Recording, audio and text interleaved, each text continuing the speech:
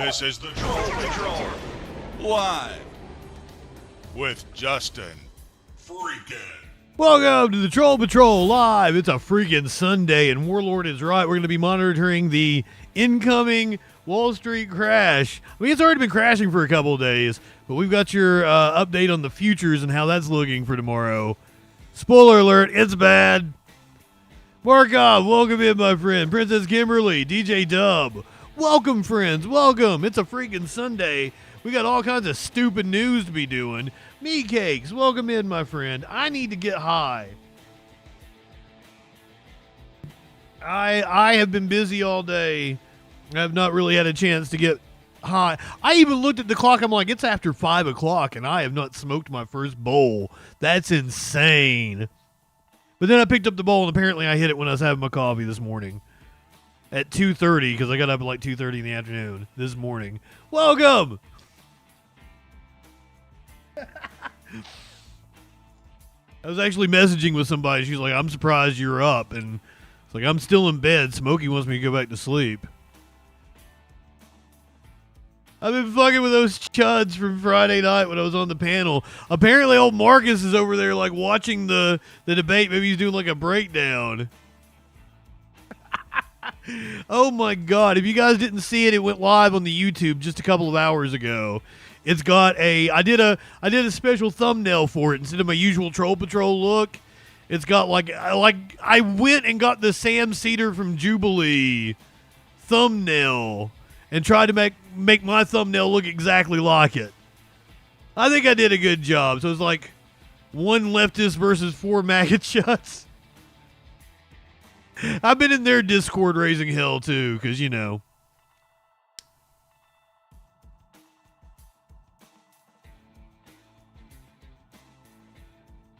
Warlord, I had a boss at the radio station one time, the program director.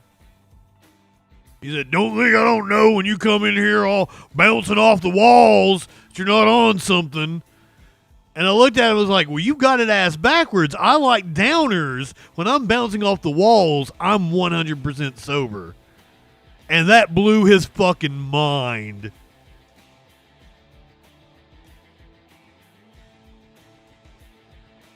Sorry, but you got it backwards, my friend. When I'm calm, cool, and collected, I am high.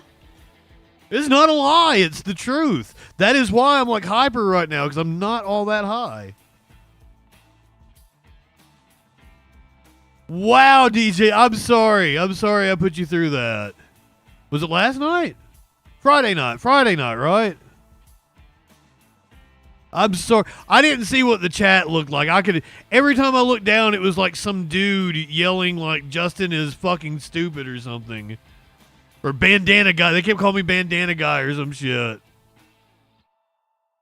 I do apologize because I put you through it. I put you through that. Fucking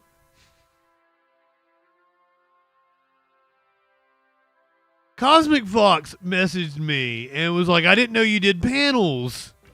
And I'm like, well, I don't, you know, people invite me, I go on. And, like, she started going, like, all through with me. It was like, hey, you need to jump on this panel. And, I'm like, well, if somebody invites me, I'll go on.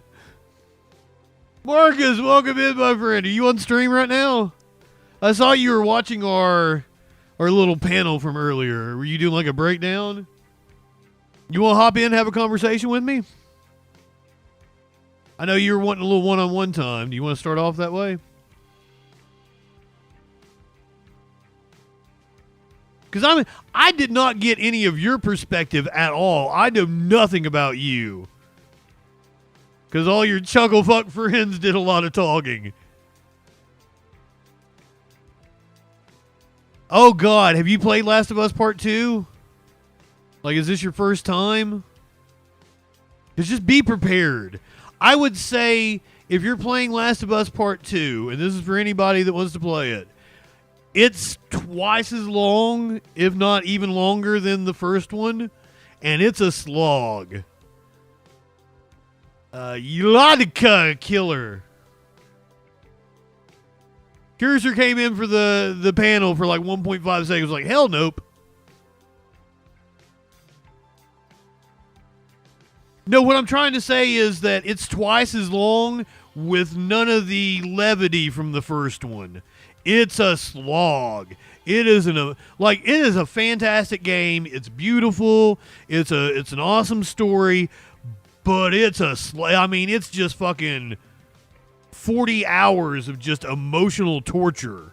And it's hard to do. Like, the first one is a good brisk 16, 17 hours or something. So, yeah, we'll do it on another day, Marcus. No problem, my friend. You go hop on with them and do whatever that is. Like, I'm happy to come on. I'm happy to argue with people, but, like, it seemed like every time I brought up a salient point, what's his name? Plumper? Plumper just wanted to be like, like he was talking over me the whole time, going behind me. And that was really annoying because it was like not even about anything I was saying. It was like he was butthurt that I was there and was wanting to have like another conversation. And then one dude was so fucking emotional, I triggered him so many times. But my problem with right wingers is like all of your and like last night when I tried to come on, like you guys didn't get this. I already like rated you guys into Dave or whatever, but I went and popped on with them for a few minutes because they were trying to, get me to come on. And I pop in there and this dude is like, I used to be like you. I was a leftist, and then I realized blah, blah, blah. And I'm like, okay, well, explain it to me. Explain policy to me and shit. And he's like, well, you have this utopian view, and I've come to realize now that I'm a centrist that, like, you can't ever implement your utopian view. And I'm like, what do you mean utopian view? Like, you've got to actually, like, break it down and tell me what you're talking about. And Plumper ends up doing the same goddamn thing. He's just like, yeah, as I'm talking. And I'd already been on stream for 5 or 6 hours. So, like, I was having none of it. But I wanted to pop back at the guy and be like, well, you know what? I used to be where you were. I was president of the Young Republicans in high school, and then I came out and learned how the real world works. I got educated, worked in media for 25 years, learned all this shit about politics and civics, and realized that the only way you can be a right-winger is if you're dumb as fuck and don't know what's going on.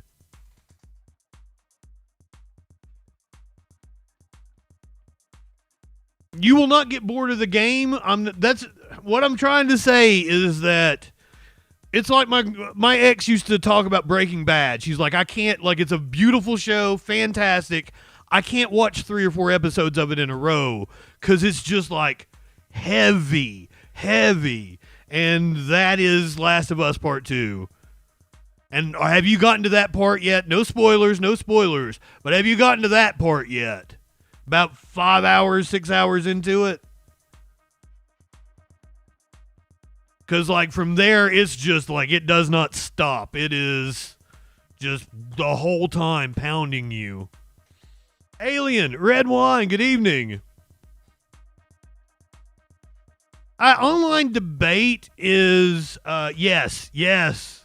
Online, that's what, if anybody ever pisses me off and they're a big fan of the show, I'm going to tell them that twist. Just to fuck with him. Curious or is lucky. She hasn't pissed me off too bad. I'll tell you the twist. Last of Us Part 2 is incredibly depressing. Oh my god, I can't.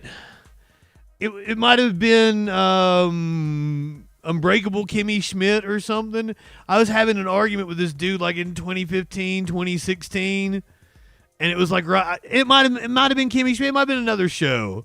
But, like, I knew they were really into the show, and they pissed me off, and I'd already watched all of it. So I told, like, and it was the series finale. I told them, and it was like a big twist. I told them exactly how it ended. And they fucking got pissed off and blocked me from Facebook. Oh, and I'm saying this as somebody who hates fucking spoilers. I like to go in cold. Rick rolling. Rick rolling.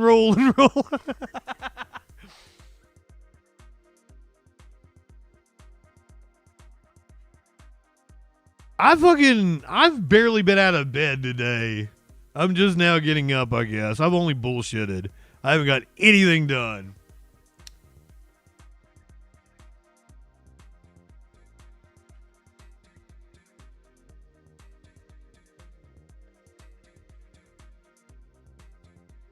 It's 10 after. Let's find out what that news be doing. Did I say hey to everybody? Did anybody sneak in on me when I was ranting about something? Red wine. T-minus did. Welcome in, my friends. Carla, welcome. Bullshit is my work. Pretty much. Pretty fucking much. Even my real job's pretty bullshit, to be honest with you. Oh, God.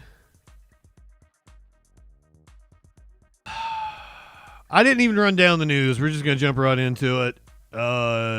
Stocks took a dip Thursday, Friday. Are they going to dip tomorrow? Yeah.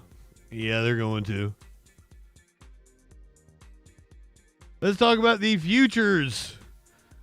And also, markets are opening, like Japan, Australia, and shit across the world as we're coming on right now. Live now from Fox, I'm your host, Mike Page. Thanks again for joining us. We come back to you with some more breaking news as we continue to follow the futures market. Let's go, T-minus. You got this. Just opened about 56 minutes ago, and it is in deep red territory right now. We do want to showcase this to you already as U.S. equity futures already plunging, extending a slide that has wiped out nearly $6 trillion from the S&P 500 index in 2 days as the Trump administration dug in on a trade war. Economists warn that all-out depression, largest economy, depression. We saw what happened after the Wednesday rollout of these tariffs announced Thursday, opening deep red and continuing to plunge. We saw the Dow Jones down more than 1,600 points.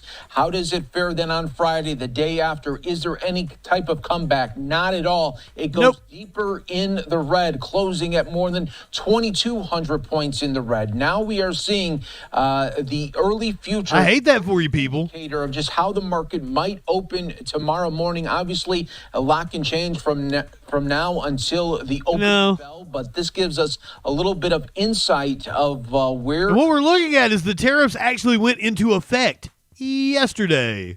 Everything and really how investors are feeling, and they're not feeling very good right now. We want to show this to you from Kenny Polcari, a Fox Business analyst. He says the Wednesday tariff announcement, Thursday market closed on lows, not a good sign. Friday market closed on lows again, not a good sign. Now Monday morning futures are sliding lower again as the flush continues, all while 25 plus countries come to the table to negotiate. And we will see if there's any news. Well, I hate to be the one to be like, well, actually, like,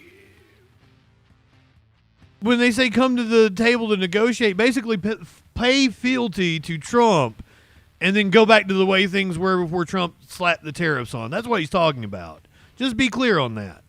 Coming from that, as more countries consider these tariffs that are seems like ever evolving here. We do want to again showcase what we are looking at right now, and on your screen a lot of red. That is what we saw on Thursday and Friday, and these early futures numbers are showing it as the NASDAQ 100 futures are down about 5.4%. We have the S&P 500 futures down 3.84%. Again, if this holds, this is the worst 3-day period in the market since 1987, and that was a market crash.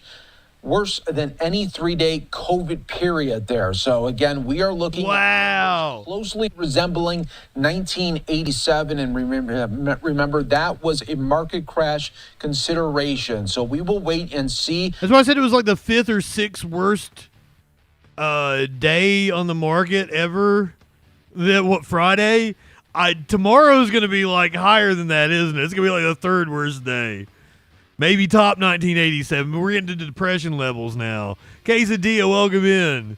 More remarks, of course, from President Trump this week. What is going to be the latest on the tariff front? What are the other countries going to do? Are they going to tack on more? Will this trade war really continue, and the tariff war as well, all in the mix? And we'll be waiting to see for more updates as this future market really continues to grow into the overnight hours. We'll see what the market open looks like. Azazel. Now, what's up, my friend? Did I get that right? Big Welcome in. Market sell-off and shares of stocks of some of your favorite companies that are some big-time discounts right now.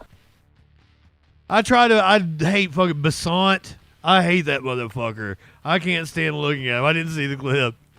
No. Here's who we really need to hear from right now. Not the Treasury Secretary. We need to hear from the last person you probably want to hear from. Are you guys ready for this? Let's find out what former Vice President Kamala Harris has to say. One person, when a few stand with the courage, that is the courage exhibited by the leaders in this room every day, to stand, to have the courage to say, I feel fear. The courage to say what is happening is wrong. The courage to say that there is a way that we must chart to get through this.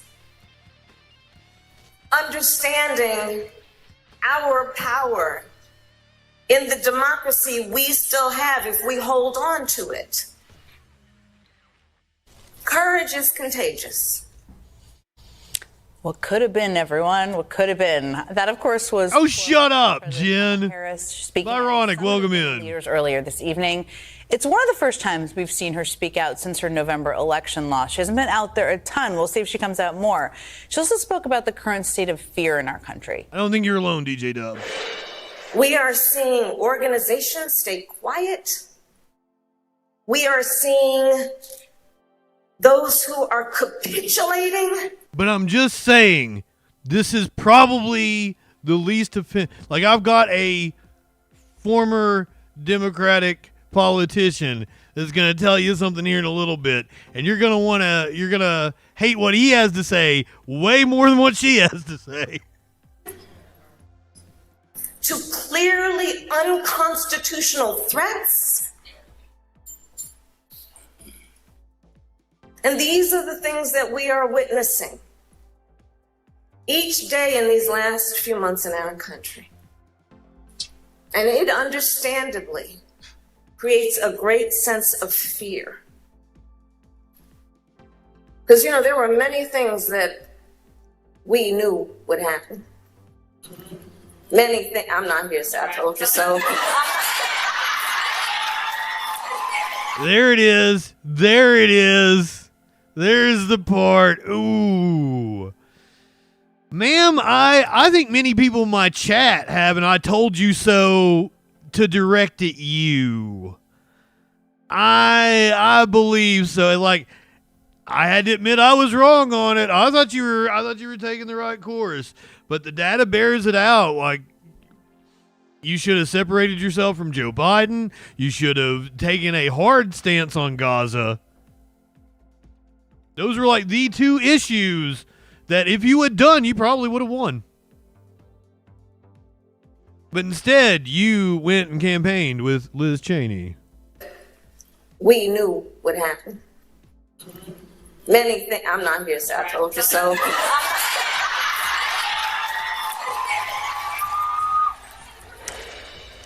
First of all, she predicted a lot of these things that were going to happen, and many people are definitely scared. We see that. Many people on the left predicted exactly what would happen with her loss. I didn't listen to it, but many people in my chat were right on the money. Out there. We're also seeing that people are going out in full force to resist, with mass mobilization across the country, including a huge nationwide rally called Hands Off, planned on Saturday. We'll get to that here in a second. Fuck Raskin. So Carla, here was the argument that I made leading into the election. Yes, embracing the left, I thought at the time, we're talking, when did they really make it? It was in October. Because, like, before the convention, like, they were doing pretty good. after the convention, the end of September into October, they really made that hard right turn.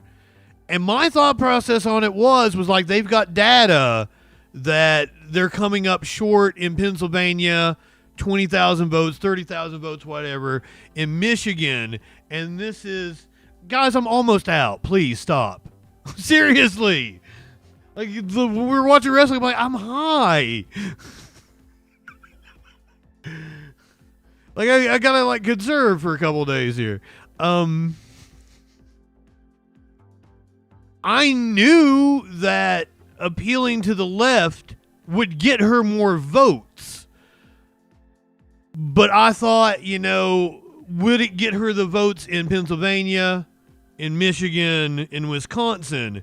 But we now have the data that, yes, the left turn would have got her the votes in Pennsylvania, Michigan, and Wisconsin, because what she did was depress the base. So, like, maybe there was some hybrid strategy, like, where you should have done a campaign rally with Liz Cheney to appeal to whatever. I don't know that those voters even exist now. It seems like those voters all went for Trump, that there's not these conscientious Republicans.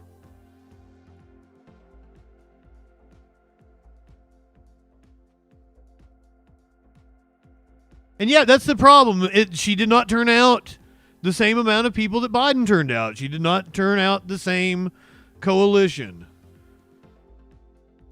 Let's go back to the financials. Man, I am full of people that you guys probably hate. Tonight we're gonna watch so many clips of people you guys hate. But I've got to watch this. CNBC financial analyst Jim Cramer says he feels like a sucker. The Trump administration is, quote, feeling good about Trump's tariffs. We're feeling good. Look, I frankly thought in some ways it could be worse in the markets because this is a big transition. You saw the president said earlier today, it's like a patient who was very sick. We did the operation, and now it's time to make the patient better. I mean, I've got both. What we're doing. All right, this says Jim Cramer from CNBC's Mad Money, who has never been a free trader, right? I walked to the story the other day. Go against him. Is saying the White House doesn't seem to understand what it's trying to do and that the reciprocal tariffs are not reciprocal. And could do tremendous damage. So out front now, Jim Cramer of CNBC's Mad Money and Squawk on the Street, all on CNBC, that incredible network. And trans people. I'm sorry, Carla, I left that off. I was thinking about it. I was like, there was one other topic I wanted to touch on that if the Democrats came out more forcefully about.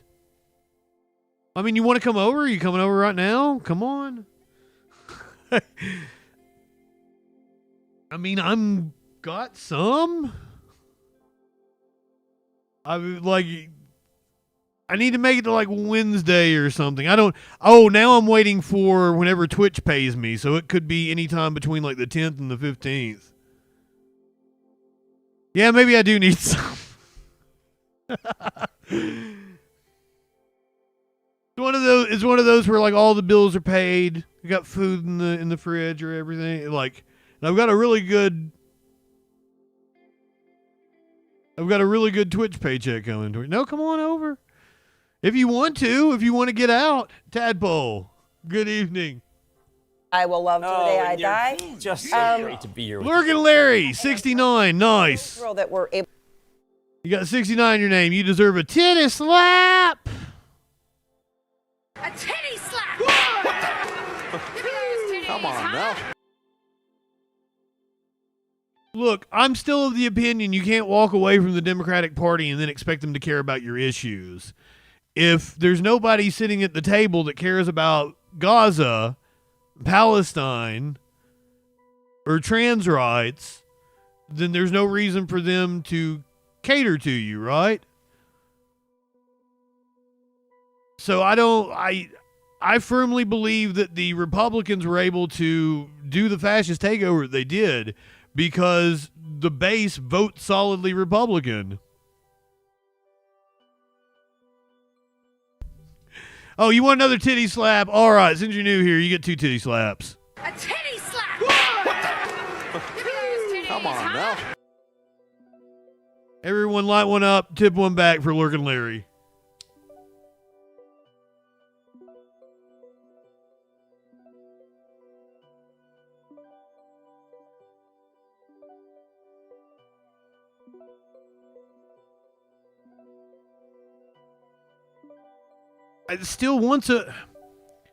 I don't like the blaming the Democrats. It's our fault. Like, we're the party. We've got to, if the party's not doing what we want it to do, we have to take it over. That's the mechanism electorally. Do I agree with you that the Democrats are fucking horrible? Absolutely. We disagree on the strategy to, I don't think that you want to make them better. I don't know what your aim is. So, I mean, like, I totally understand. I don't know of another option, so I feel like I have to make the Democrats the best party that I can because there is no alternative. A slap for each titty. Able to talk. Okay, so what the heck is going on? Well, I'm let down because I'm not a free trader. I'm a fair trader, always have been from the days when you worked with me at CNBC. Yep. And what I was hoping was that a coordinated thing where if you are charging us 20%. No reason to call yourself a Democrat, but like a car where we're only you can't sit out the voting, and you're not letting us in. We try to get things better. But Right. I'm a firm believer that not voting makes the Democrats worse. Car, you go 10 on a car. But I went deep on the numbers today, and the numbers did not make any sense. And I was actually. I was doing like bananas in Vietnam. You did Cramerica. I just said, it's one of these things where if I'm doing 100 billion. And wait a minute, Cramerica, what? Wasn't that literally Kramer's company in Seinfeld? Only making you pay 2.5, and you're not letting us in. We try to get things better. But Right. instead, So on a specific thing, you go, if they're 10 on a car, you go 10 on a car. But I went deep on the numbers today, and the numbers did not make any sense. And I was actually. I was doing like bananas in Vietnam. You did Cramerica.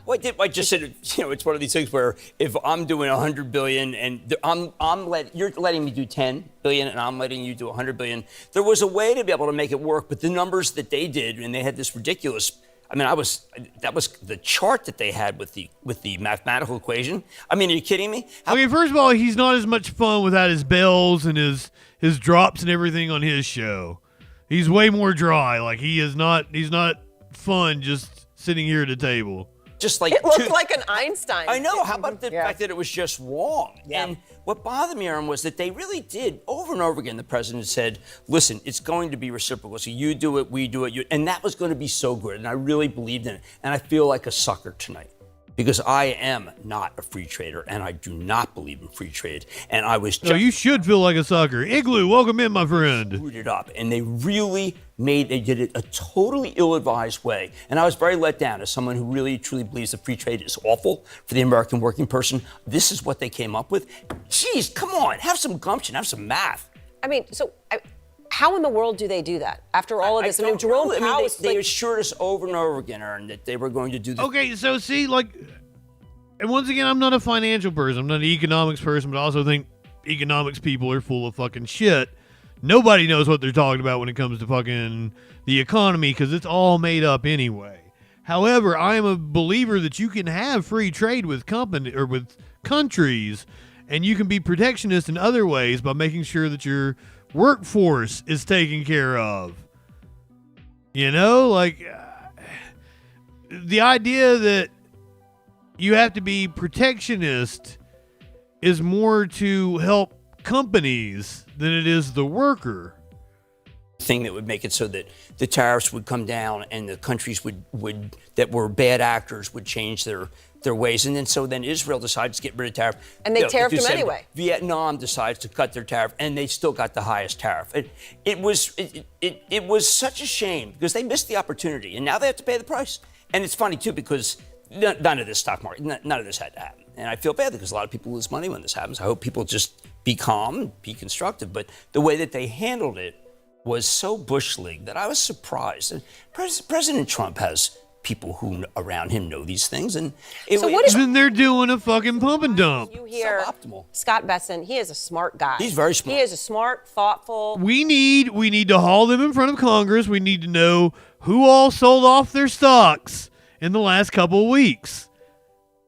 And I bet it's all of them. Oh, my God. This has been a big insider trading scam. They knew exactly what they were doing, Jim. Don't play stupid. Respected person. And he came out and defended these. Well, I think when you But work people for like that, they know. Oh, yeah, we just covered that, Igloo. The futures are looking bleak. As someone I've known for 5 decades. Yep. And I was hoping that Peter might talk. Oh, I'm sorry, alien. Good, because he understood. He taught me these things. And I know he knows what reciprocal tariff really is. And he didn't deliver. Perp Sage. That was a shame. Welcome in, my friend. Thank you for being a freaking follower. Correct. And make it so all these people who have taken advantage of our country repeatedly and wiped out all of the jobs in small towns. Holiday, welcome in. This is one of the reasons why I've always felt like this. It's ridiculous how badly we've been taken advantage of. Who is taking... Okay, like this idea, people just say that. Like, I saw somebody put it this way. The idea that the largest economy on the planet, the most powerful country on earth, is being taken advantage of by Costa Rica or Vietnam is just absurd on the face of it. Seriously, what do you fuckers mean by that? It's just an emotive argument. And what did they do? They cratered the damn stock market and gave us nothing. Well, I just want to emphasize again, I think it's so important to emphasize where you're coming from. Because there are some who will come out and say, well, free trade. Larry Kudlow, your old friend, right?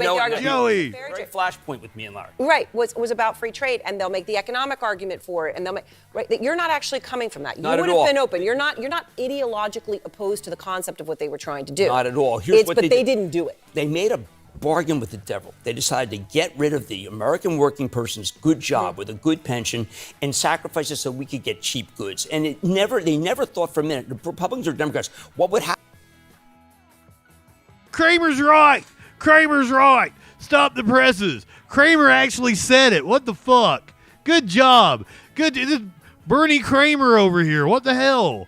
And they'll make, right, that you're not actually coming from that. You would have been open. You're not ideologically opposed to the concept of what they were trying to do. Not at all. But they didn't do it. They made a bargain with the devil. They decided to get rid of the American working person's good job with a good pension and sacrifice it so we could get cheap goods. And they never thought for a minute, the Republicans or Democrats, what would... And cut their labor costs. He left that part off.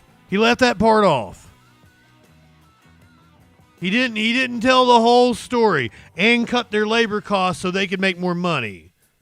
Happened to those towns and those people, and they were left behind. And I always felt that was horrendous. A president comes along that's going to do something about it, and this is what he does? Part of the reason, and you and I are friends for a long, long time, but many people know our relationship for this one moment. Not this moment, but a moment. Decades of my so fortunate to be friends with you and your family. There was this moment, and if anyone hasn't seen it, I'm going to play it. I'm going to play it because we're in a moment right now. I don't know if you heard Peter Tuchman describe it on the floor today. That it was a feeling like in COVID, of just feeling a darkness and a fear and on that floor that people hadn't felt. And oh no, I don't feel that with the stock market. I'm kind of giddy about the stock market, but once again, I'm not invested in it. I'm not the one taking the haircut here. It's a horrible feeling. It makes you feel sick. And there was another moment, he mentioned COVID, there was one other moment. And that moment was that horrible crash when nobody thought they could even get money out of an ATM. Right. No, it was us. And you said it like it was at that time. I want to play the moment. He has no idea. Kramer. I have talked to the heads of almost every single one of these firms in the last 72 hours, and he has no idea what it's like out there. None! And Bill Poole has no idea what it's like out there. My people have been in this game for 25 years, and they are losing their jobs, and these firms are going to go out of business, and he's nuts. They're nuts. They know nothing. Kramer. I have not seen it like this since I went 5 bid for 500,000 shares of Citigroup when I got hit in 1990. This is a different kind of market, and the Fed is asleep. Nailed that one. Obviously is very much less medicated than me now, or maybe just young, a little more fiery. But yeah, that was 2007, and you and I both knew. And I was getting tired of trying to be calm and trying to be like you are supposed to be on TV. Right. But I always felt comfortable with you, and I know that. I just said, oh shit, excuse me. That's down. That's like all right. Gary, Restoration sound like Hardware Gary Friedman. My friend is going to be on tomorrow at RH. I'm going to have him on. Oh, you're going to have him on? Gary, Good. I've known him for a long Well, time. I want to know what it's like in that moment when you look down at your computer on your 100 call. points. You drop 100 points, you're But stuck. here we are, and I understand it's a different moment in just some curse about senses. CNN. But I'm sorry. It's another moment. This was fun. I'm glad we watched this. Come out and Spider Pickle, welcome in. and they don't. Okay, so let's put it in perspective. Then I was worried about my paycheck. I was worried about. Of course you were. I was worried that Bernanke didn't know what he's doing, and he didn't. He didn't. Tim Geithner was a terrific Treasury Secretary, but he didn't understand. And what I saw happening was just the unraveling of the Republic. This is not that. This is a man-made issue that can be corrected through some thought. Maybe get the Treasury Secretary more involved. Maybe explain to the people why you wanted to do this. But this is nothing. And by the way, like a man-made issue. It is an issue made by one man. Right. So it's true. And there were others who were around him who didn't give him good advice. But this, I don't. How much did Besant or Besant? How much did he fucking know? Right? Was this apparently from the reporting? Trump made the decision 2 or 3 hours before he announced it. Did you guys read that? The decision was made Wednesday afternoon. They just came up with the numbers, just blip, willy-nilly. Did Besant, did he even fucking know? Or does he have to just go back and like retrofit his excuses for what Trump did? Anonymously, welcome in. And look, and I know he's going to have to dig in his heels because that's his nature. But the economy's stronger. Unemployment is very, very low still. We still have a fantastic Fed chief in Jay Powell, who's a It's not going to be for long. adult in the room who will do the right thing now because they just created inflation. They didn't seem to realize. I mean, I thought that President Trump won in part because he realized that there was so much inflation. Well, they just gave you far more inflation. That was a shame. And now you got people hoarding. Forget that. I mean, I'll see you at Costco on Saturday. I love Costco, but not because I'm hoarding. But I do buy gold for Costco, and I like gold. But I just feel that He's got gold bars. They just did from Costco. But it's not something that is catastrophic. Oh, get this. The right-wingers are bragging about the jobs report for March that Trump added 225,000 jobs. They're saying that, like, that was more than what was predicted, which is weird because the jobs report was actually revised down from about 1 million jobs. Like we were supposed to, had Biden remained in office or Harris took over the Democratic administration, we would have added like 1 million jobs in March. That was the projection. Instead, we added 250,000. The stock market will recover. But this is not 2007 when so many people lost everything. Yeah, well, and let's hope that they can course correct. By the way, Jim Cramer buys gold bars at Costco. There you go. Well, I was dealing with the gold executive the other day who said, you know what? I do it too. I get 3% back on my credit card. I said, but you're the largest gold miner in the world. He goes, a bargain's a bargain. All right, well, there you go. So there's your advice, You're gold the bars best. at Costco. Thank you for having me. It's wonderful you to see. You heard that. Go buy your gold bars at Costco. And if you use your Costco credit card, 3% cash back on the gold bars. Fuck.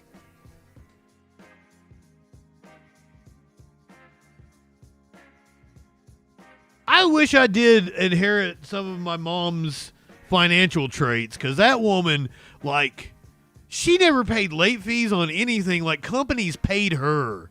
Like, she would find, like, the craziest fucking loopholes for things and get the cheapest fucking deal. I've never bought a car. When I went to go get my car, my mom, but I'm talking when I'm like 32, 33. My mom did my negotiating for me. I would probably have to, if I was looking to buy a house or a car, I'd probably have to patch things up with my mom to get her to go do my negotiating for me. Oh, shit. All right, so you may have seen that the UAW came out in support of the tariffs,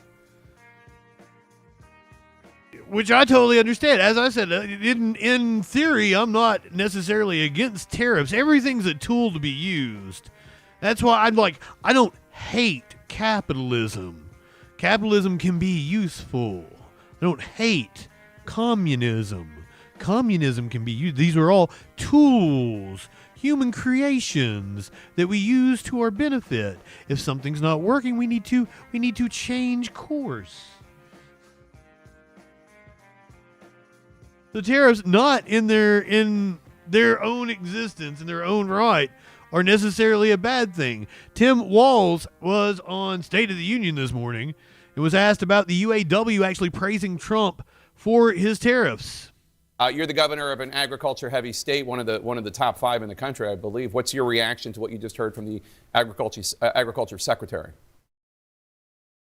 Yeah, good morning. Oh, to be clear, I did not buy a new car. I leased it, and I do not have a car anymore because I turned it in at the end of the lease and was like, I work from home. I don't want to do this anymore.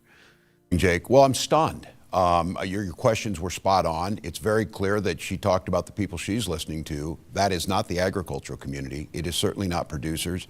It's not folks like Cargill, CHS, General Mills, who are out in my district. Look, this is a really precarious time, and the flippant nature that we're just trying something new here is really dangerous. These markets took us years to develop, and we have to be dependable trading partners. They don't come back overnight. And everyone knows in the history of trade wars, agriculture gets hit the hardest. So I'm deeply concerned. It's our #1 export. Adding the tariffs, our 2 biggest.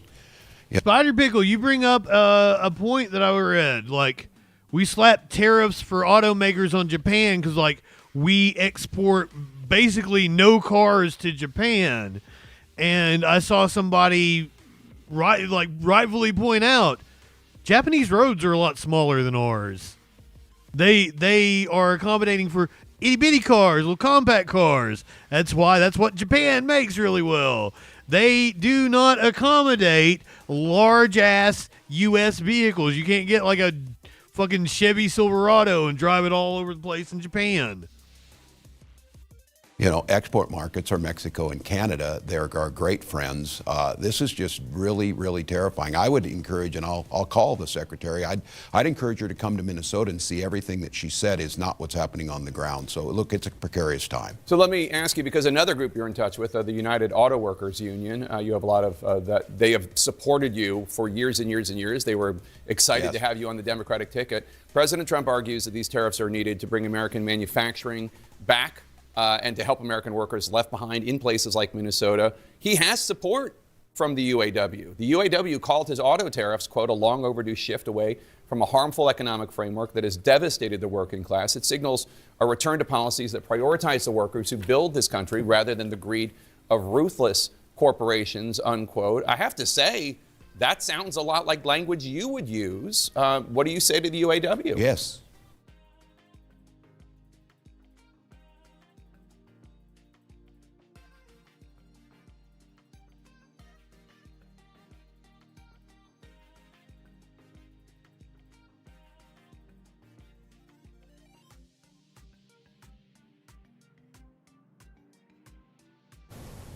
It is what I would use. And I was muted the whole fucking time, wasn't I? God damn it. Welcome in, Flash. You could drive a Chevy Silverado around Japan, but you wouldn't because it's a Chevy. Anonymously brings up the point that the Toyota International Training Center in Japan didn't have a garage door big enough to fit a U.S. Tundra into the building.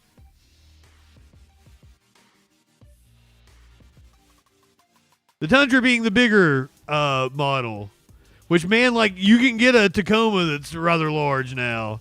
Here's the thing that the Democrats have to figure out. Donald Trump's language around this, he's not wrong that we've had manufacturing gutted. He's not wrong that we saw an outshoring. People of my generation were told, you know, there aren't going to be any manufacturing jobs, so you need to go to college and rack up student loan debt. The problem is Donald Trump's solution to this is not the solution. Now, UAW is right. Certain tariffs, if they're on to steel or if they're targeted correctly, do make a difference. That's not what we're dealing with here. So just last week, 650 taconite miners are laid off. Those taconite miners are mining the taconite to make the steel to build the automobiles. So I don't disagree where they're at, and I think this is the Democratic dilemma.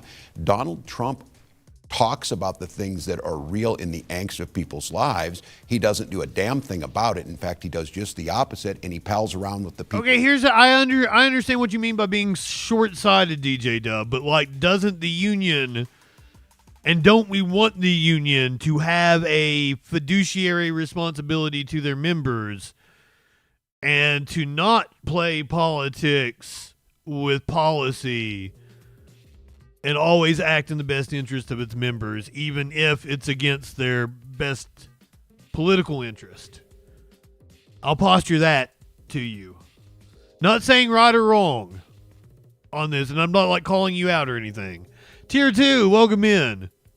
That caused the problem, and we don't offer them a solution, so it looks like we're not hearing them. So I disagree with Sean Fain and UAW on this issue. I don't disagree with them on that we made decisions over the last 30 to 40 years that I don't think helped America, but this is not the solution to it.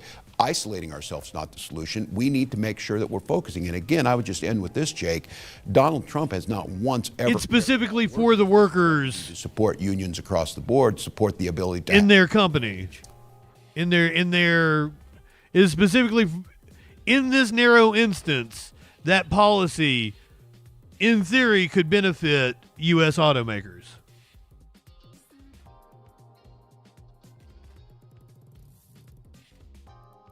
And also provide more jobs.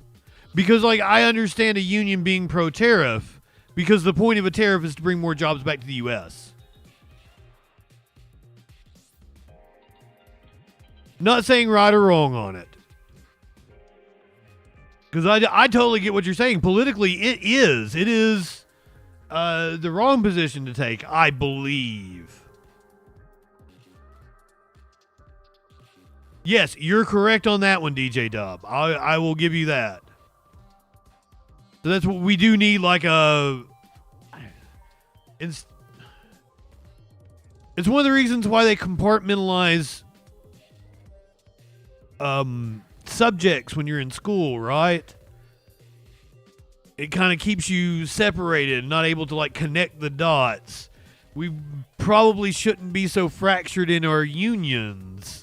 We should just have a workers' union. Boy, wouldn't I love if the other unions had the power of the police unions.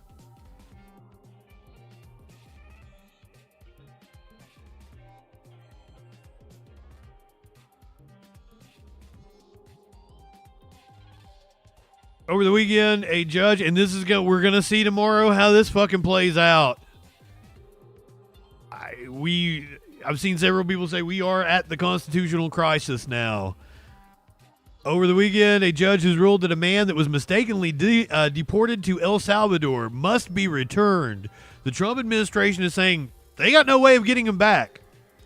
It was apparently illegal, not only, violating constitutional rights. No, there was literally an order that ICE could not deport this man. They were under court order not to touch him. And they deported him anyway. So, it's a double legal whammy here. And a judge has ruled, no, you got to bring him back. So, we're going to have a showdown between the executive branch and the judicial branch. How is this going to play out? Today, the government must return a Maryland father to the U.S. after he was mistakenly deported to an El Salvador prison. And the judge said it needs to happen soon. Kilmar Abrego Garcia was a legal U.S. resident. He was removed from the U.S. last month, despite the fact that a judge had granted him federal protection in 2019. Immigration and Customs Enforcement admitted the deportation was a, quote, administrative error, but the Trump administration had defended the move. Not administrative error. Homeland Security illegal. Correspondent Julia Ainsley joins us now with this developing news. So, Julia, there was a hearing. What happened there? What did we hear from the judge? What happens next? And Kate, I think I lost you, but I'll quickly tell you what happened in court today. And that's that, yes, they're giving him 3 days to come back. The real question now, Kate, is whether or not the Trump administration will fight this. It is wrong of me to do this at this point in time, but it's all I see in the picture. A titty slap!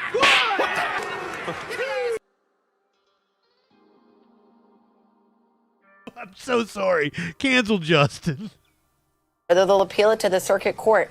It seems today from the Justice Department lawyer that they really don't plan on fighting it because they presented no evidence to show that they could not bring him back. But I feel like the face is being blurred out. Just makes my attention go to the titties that much harder.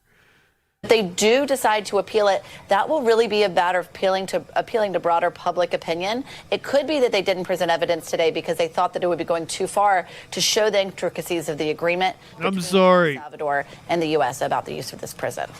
All right, Julia Ainsley with the very latest. Julia, thank you. Thanks for watching. Stay updated about breaking news and top stories on Shut up, Lester. News app or follow us. Oh, God, Flash, don't tell me that. You don't know this. Nobody knows who she is. It's blurred.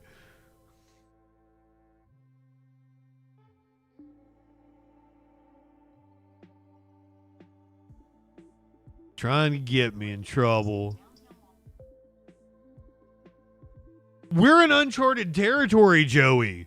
The judge has already said, like, who is making these decisions because I need to know who to hold in contempt. He has already, like, asked them to submit that in writing.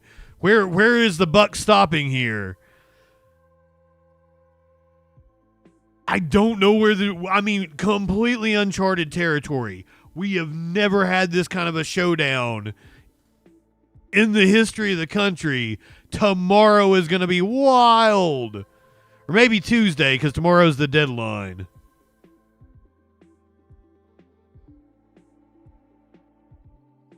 People are fed up. They are taking to the streets. Perhaps you even took to the streets this weekend. Media Winch did. Media Winch sent me video. She took her mama down to the protest. Thousands in Southern California joined the national hands-off protest against Donald Trump and Elon Musk. Los Angeles joining nationwide protests against the Trump administration. This as new sweeping tariffs go into effect. Let's take a live look over Pershing Square at this hour. Hundreds now gathering to demand the president stop what they're calling an assault on families, jobs, health care, and Social Security. Eyewitness News reporter Tim Caputo live to explain this. I don't think you can anonymously. Hands off. Tim? Jory, Michelle, you see behind me, the crowd is fairly big at this point, getting bigger by the minute. If attacking Congress doesn't get you impeached, what does? And to give you a sense of just how many people are here right now. Oh, a blowjob. Oh, that didn't get you impeached either. Over by the palm trees up on 5th Street is where I'm sorry to be, let me be precise in the language. Bill Clinton got impeached for a blowjob, was not convicted. Donald Trump got impeached for overturning or trying to overturn the election and attack Congress, but wasn't convicted. What does it take to get you convicted of the impeachment offense?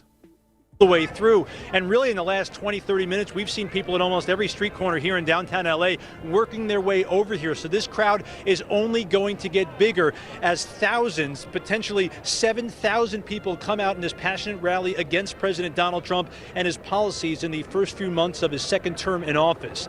It has been a sea of signs, all adamantly opposed to the president's agenda, including his seemingly indiscriminate cuts across the federal government. A big part of the reason that this protest and hundreds like it. Check out that mask. It's called Hands Off Rally, Hands Off Social Security, Hands Off Immigrants. The opposition. You have to rip off rich people to get convicted. Over the waves of deportation, to the disappointment, to the dismantling of the Department of Education. The message out here is clear, but how the protesting has taken many forms, from those signs to these speeches, to the planned march through city streets, to even a local artist's elaborate and eye-catching costume, which includes the Statue of Liberty in shackles. And then after, it's been just positive, and people are thanking me, and they're getting Tell Hart, be sure to follow. Out, and hopefully we'll show it in numbers here today. I'm around my crowd, I'm around my people, and I feel very humbled and supported being here and seeing all the people who came out to support, help keep my rights available to me.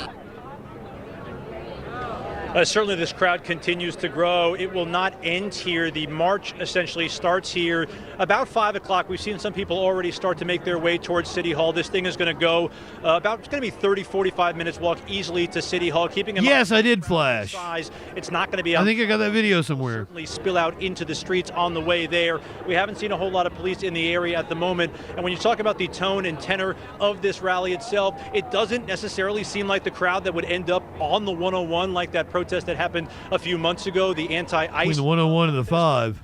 Remains to be seen. This one only getting started and more people showing up. And this one is going to end at City Hall at 6 o'clock, but I bet it'll go beyond that.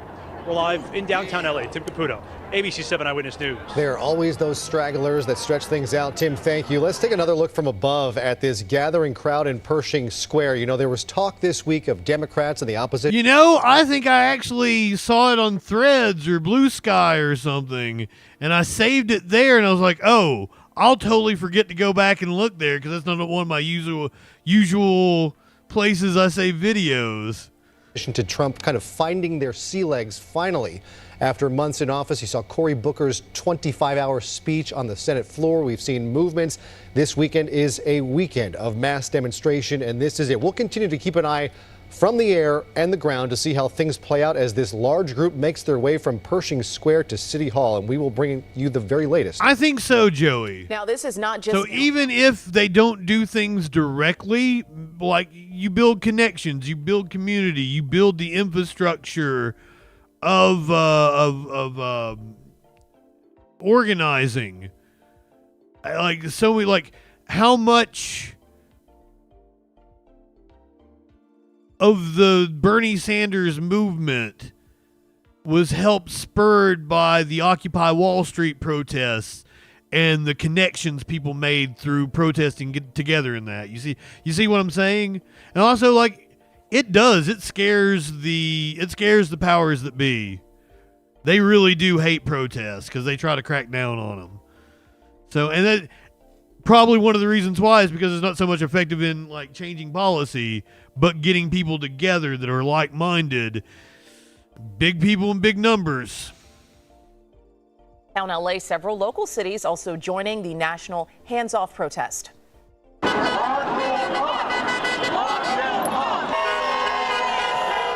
These images from Pasadena earlier today, large crowds gathering on street. And yes, if you are planning to go down and attend protests, you know, if you're just a normal person, you're probably fine.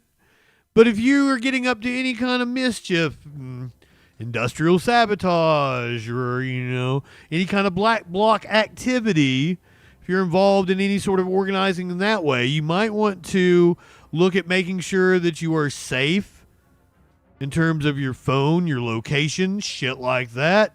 I would highly recommend following Talia Jane on Twitter and consuming, like, I'm sure she's on podcasts and shit, talking about protections that you need to take if you're going to engage in more active civil disobedience. There we go. Cricks, welcome in. In Old Town Pasadena and outside City Hall to goddamn right, Zellhart. Administration's policies. Thank you for the follow. Protesters also gathering in the South Bay. Dozens of demonstrators here rallying outside Torrance City Hall, demanding an end to the dismantling of U.S. public services, workers' rights. No reporters in your signal chat. As many as 6,000 people here. The hands-off rally also reaching really anonymously. I don't know why that would be. Based organizations joining forces. Other than the fact that naturally Twitch is a lower bit rate. And it may have something that may be one of the reasons why the chat is so much faster on Twitch. Because I do have two different settings, right? I can pick one setting, but it was like if you interact with your chat, use this setting, and it's probably like a quicker encoding. So that might be the reason why. Demonstrators protesting at Sasser Park in Santa Ana. Local activists say this is the time to stand up and reject the corruption and predatory policies of the Trump administration. And this is happening in cities across the nation today. You're looking at new video from cities like Albuquerque, Boston, Chicago, Minneapolis, Charlotte. And take a look at the top left corner. That is from Berlin. The anti-Trump movement, not limited to America. In Berlin. Now taking part as well. The large push against our president's new policies do not appear to be phasing him. The president spent his Saturday on his golf course in Florida, competing in the Senior Club Championships at Mar-a-Lago. Bystanders caught a glimpse of the president as his... I will say that Twitch is like 6,000 is the top bit rate. The president's win, telling reporters that he will... I'm sending like 12,000 kilobytes per second over to YouTube. More great Thank you, Mark Brown. Always appreciate you, my friend. If you're over on YouTube, be sure to give the stream a like. I don't do a good job of promoting myself. Cosmic Fox sends me an invite to go on apparently a really big panel where I'd have a lot of exposure. And I'm like, nah, somebody invites me, I might go on. I really do shoot myself in the foot in so many ways. These nuts is my bit rate. You know I do it so I don't get called a racist, right? I feel like people have called me a racist for yelling at Lester. So if I do it to Mark Brown, if I'm nice to Mark Brown, it proves I'm not a racist.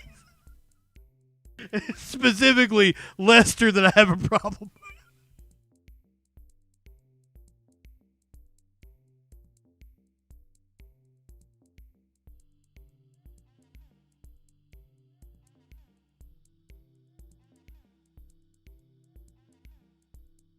I'm dying over here. I'm dying.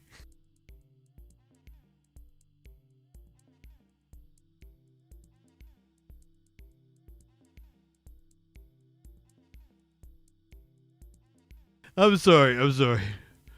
Ooh. I need more weed. Oh, shit.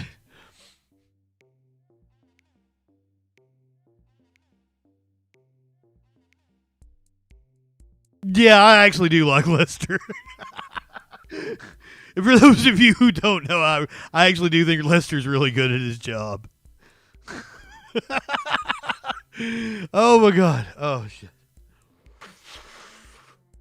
But speaking of black men that talk like white men, here's somebody you probably really don't want to hear from right now, but he's got some advice for you. All of us to fix this. It's not going to be because... Oh, he's saying basically the same thing I said earlier, but here's the thing. We elected you to fix this. Like, I'm just a dipshit on the internet. I personally voted for you to fucking fix this, and you didn't. You made it worse. All of us to fix this. It's not going to be because somebody comes and saves you. The most important office in this democracy is the citizen, the ordinary person who says, no, that's not right. It has been easy during most of our lifetimes to say you are progressive, or say you are for social justice, or say you're for free speech, and not have to pay a price for it. Or say you're for hope and change and not have to pay a price for it. And now we're at one of those moments where, you know what, it's not enough just to say you're for something. You may actually have to do something and possibly sacrifice a little bit. All right, we say we're for equality. Are we willing to fight for it? Are we going to risk something for it? We say that we're... Goddamn right, Zellhart. I like you. Stick to that when it's tough, not when it's easy. We believe in freedom of speech. Do we stand up for freedom of speech when the other person talking is saying stuff that infuriates us and is wrong and hurtful? Do we still believe in it? He may have to sacrifice his retirement. I mean, if they do run Trump for a third term, they pass an amendment somehow that allows Trump to run for a third term. Obama, do it. Just because, like, he'll win, he'll demolish Trump, and that will also, like, make Trump's head explode. It's a bank shot. It's a layup. It's a fucking slam dunk. Like, I don't know. He's also the one that got us here. I mean, but here's the thing.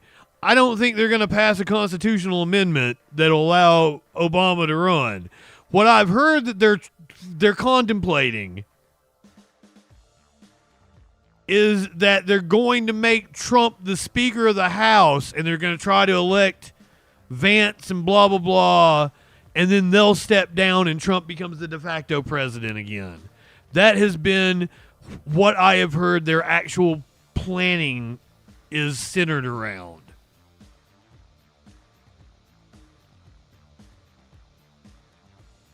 Real life, that's what the reporting is right now. That's what they're considering.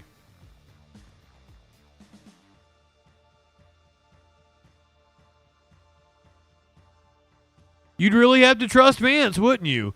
And you'd really have to trust Peter Thiel more than Vance. Zellhart, it's time for guillotines. It's time to raise the boards. It's time to sharpen blades. We just can't take this anymore. Those peaceful protests just were not cutting it. Martin Luther King and Gandhi both can go suck a dick.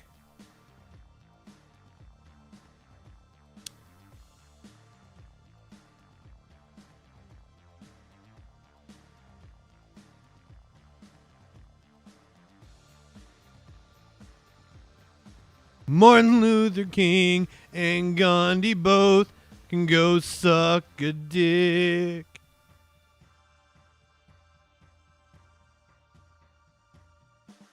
Isn't that how they died? By sucking a dick? That's how... Oh my God! That's how the author of the song died. Oh my fucking...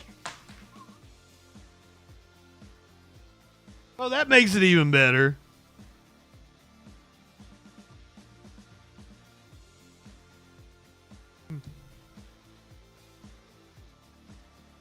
I can't wait to have your cock in my mouth. I'm going to give you the blowjob of your life. Then I want you inside of me.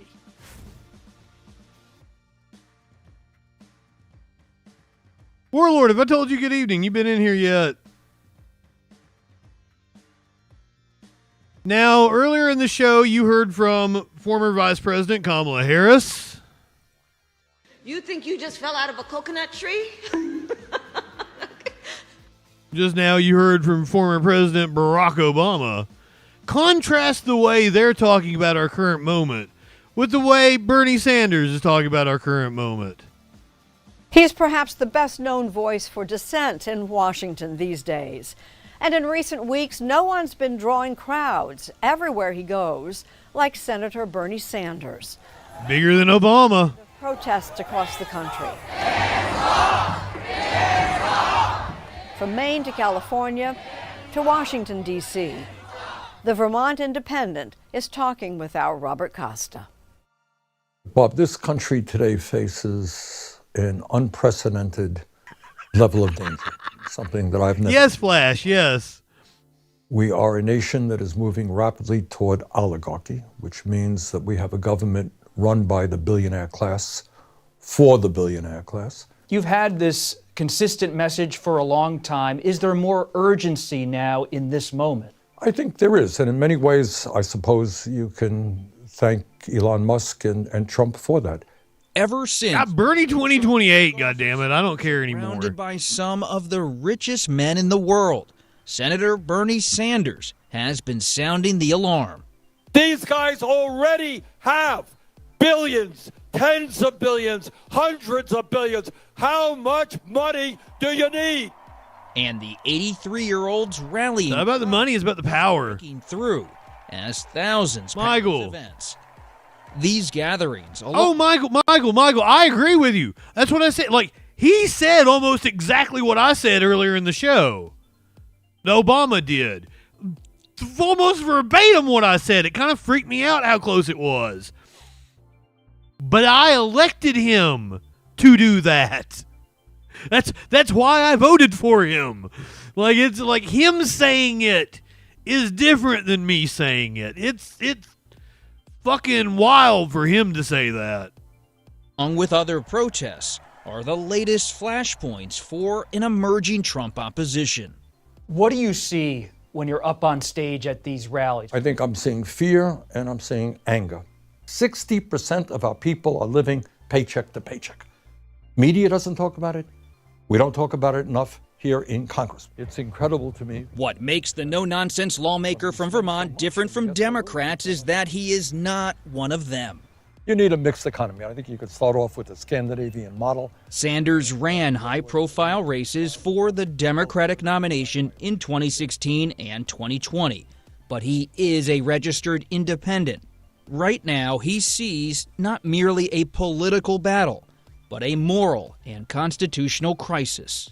Some Republicans chuckle when they see President Trump talk about pursuing a third term. Are you laughing when you hear it? No, I don't. The idea of a third term, why not? They don't. And then Bernie can also beat Trump's record of being the oldest president, and then fucking Trump is just a footnote in history as opposed to holding some record. Let's do it. Bernie 2028. Let's fucking go. Believe in the rule of law. They don't believe in the Constitution. So, yeah, I would take that seriously. Go ahead. Something else Sanders takes seriously, the sprawling influence of Elon Musk, who has overhauled the federal workforce. One of the other concerns when I talk about oligarchy, Bob, it's not just massive income and wealth inequality. It's not just the power of the billionaire class.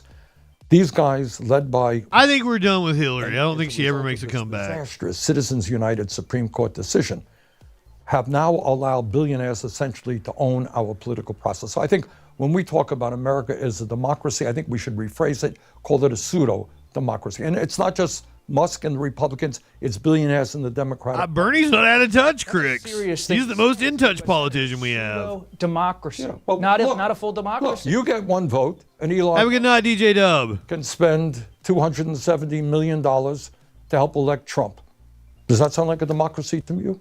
And you're looking at about 15 different firms? Sanders also objects to an executive order, pressuring major law firms whose clients are seen as hostile to Trump. It is a sad fact. Some firms have reached financial agreements with the administration.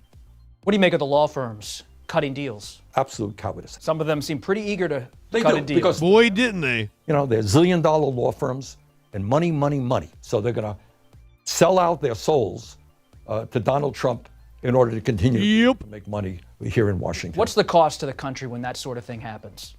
It is indescribable.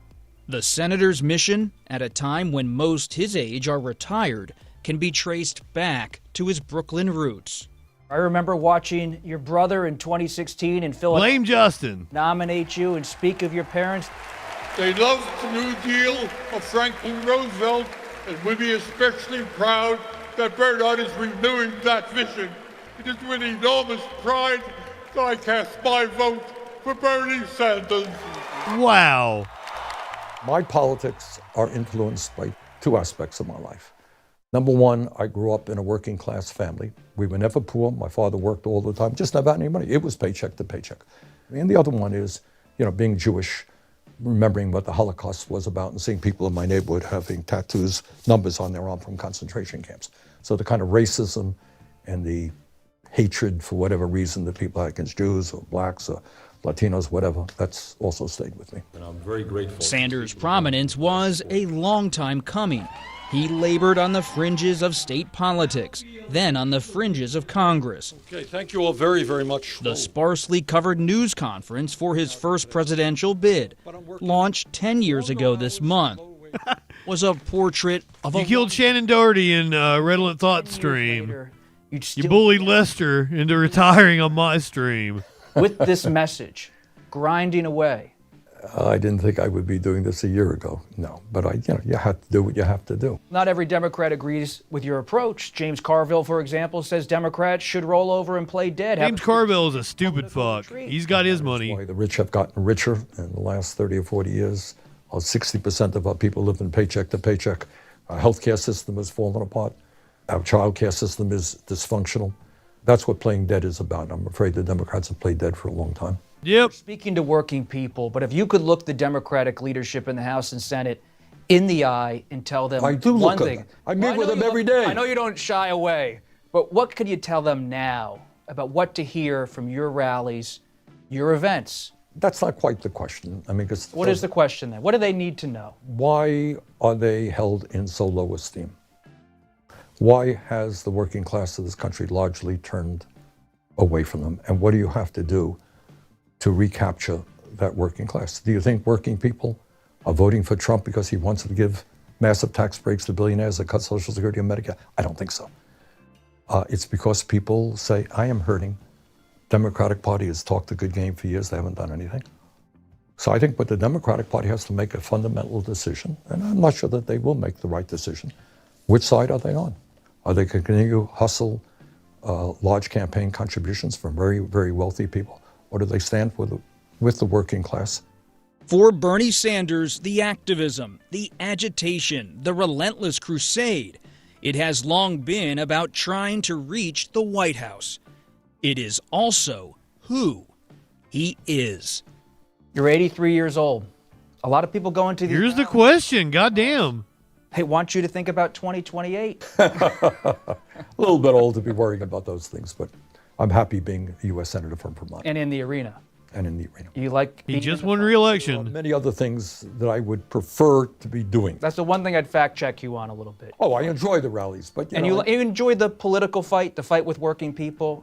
If your question is, do I get inspired by talking and meeting with people all over the country? Deeply. That is what keeps me going. In other words, life exists outside of Capitol Hill.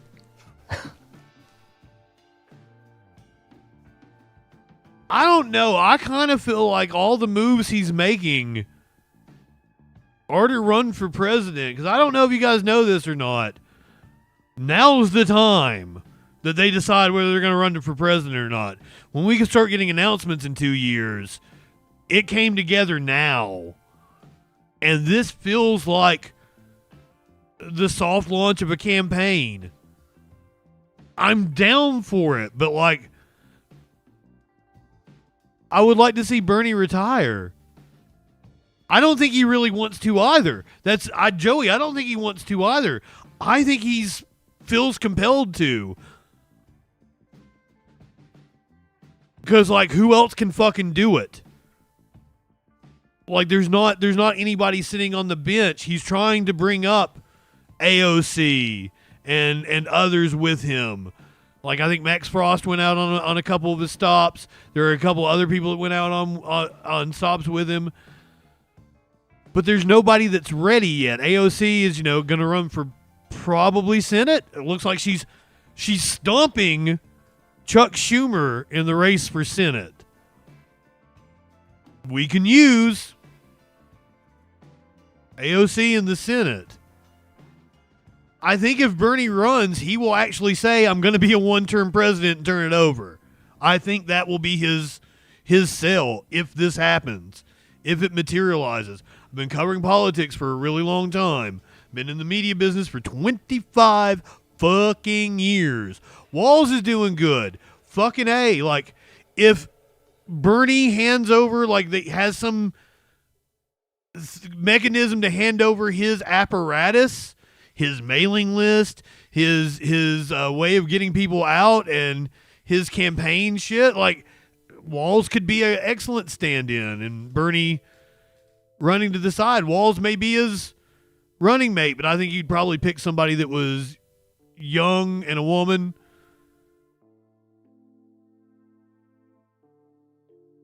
Walz definitely has aspirations, but he is also running for governor again. But as I said, right now is the time that you start running for president, and he's making the moves as if he was going to run for president. Unfortunately, that little clip we watched of Kamala probably means she's going to run for president, but she's also heavily rumored to be running for governor in California.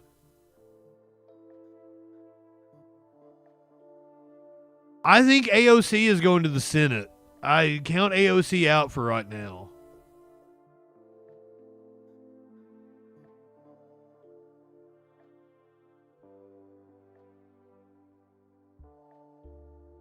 Just start all over. there would be nothing wrong in my mind of booting everybody from office and just doing fresh elections. If we could, I think the whole country could agree on that one. Are you saying knock knock that you're at my door, like my actual door right now? Oh God! Hold on. Go ahead, light one up, tip one back. It's all right to have a little fun before you hit the sack. I'm JustinFREAKIN. All we're establishing is this guy's wicked sick aesthetic. Not high enough for this shit. I guess I gotta thank Matt Walsh for introducing me to JustinFREAKIN. Hey there, y'all. We're about to get stupid, locked into what that news be doing. Fu Manchu and a slick bandana, colder than ice, smoother than Santana. Audio, video, chat and calls. Right-wing nut jobs haunt the halls. What you wanna watch? Hey, what you think? And there's only one choice. It's JustinFREAKIN. The guy's, he's a formidable voice in the culture. Light one up and tip one back. It's a right to be high. Let's grab a snack. It's fucking news, quit panic, attack, and play your cards right and get a titty slap. Jump in Discords, have some fun. The man will talk to everyone. Get high and try to debate. When shit pops off, chat thinks it's great. What do you think you're doing? Join the troll patrol. Wherever discourse is brewing, he gives it that southern drawl. So let's go ahead and bring in Justin. Hey Justin, how's it going, brother? First of all, I want to say you're poser South. I'm in Alabama. I'm the real South. Okay, all right. So why don't you tell us what it takes to be a man? Well, I don't know. I'm in Alabama and I'll fuck a man in a dress. Why won't you fuck a man in a dress? Are you that insecure that you won't fuck a man in a dress? That's fantastic. So you're okay with that, right? Yeah. Why wouldn't I? Right-wingers are morons. Light one hit and hit one back. One more click before we hit the set. Set an alert when that shit goes live. Social fucking support and hit subscribe. Light one up and take a hit. He does no harm, but he takes no shit. He's the last one standing when the ship is sinking. Let's take another rip for JustinFREAKIN. Light one up, tip one back. I'm JustinFREAKIN. Not high enough for this shit.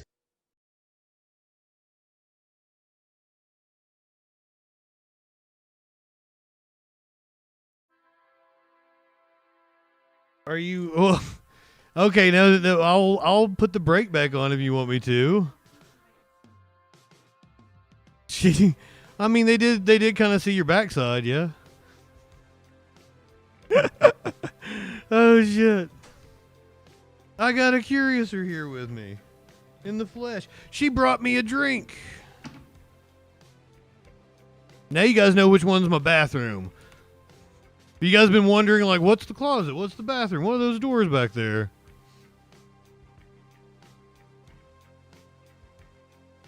More serious streaming service made? All the streaming services suck. By the way, we're on Facebook for the first time tonight. Welcome anybody that's watching on Facebook. You don't have the ability to chat, but you can watch for the first time in a long time.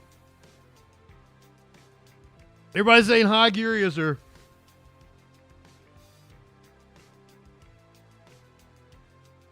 Well, I should probably pack a bong. Here, let's get through this really fast so I can hang out with her. I don't have a lot more news, so we can do it. We can do it here. Let's, Georgia Democrats walked out over an anti-LGBTQ bill. Georgia lawmakers under the Gold Dome. It's a rare sighting, but happened as state Democrats walked out of the legislative session after a bill over gender-affirming treatment hit the floor for a vote.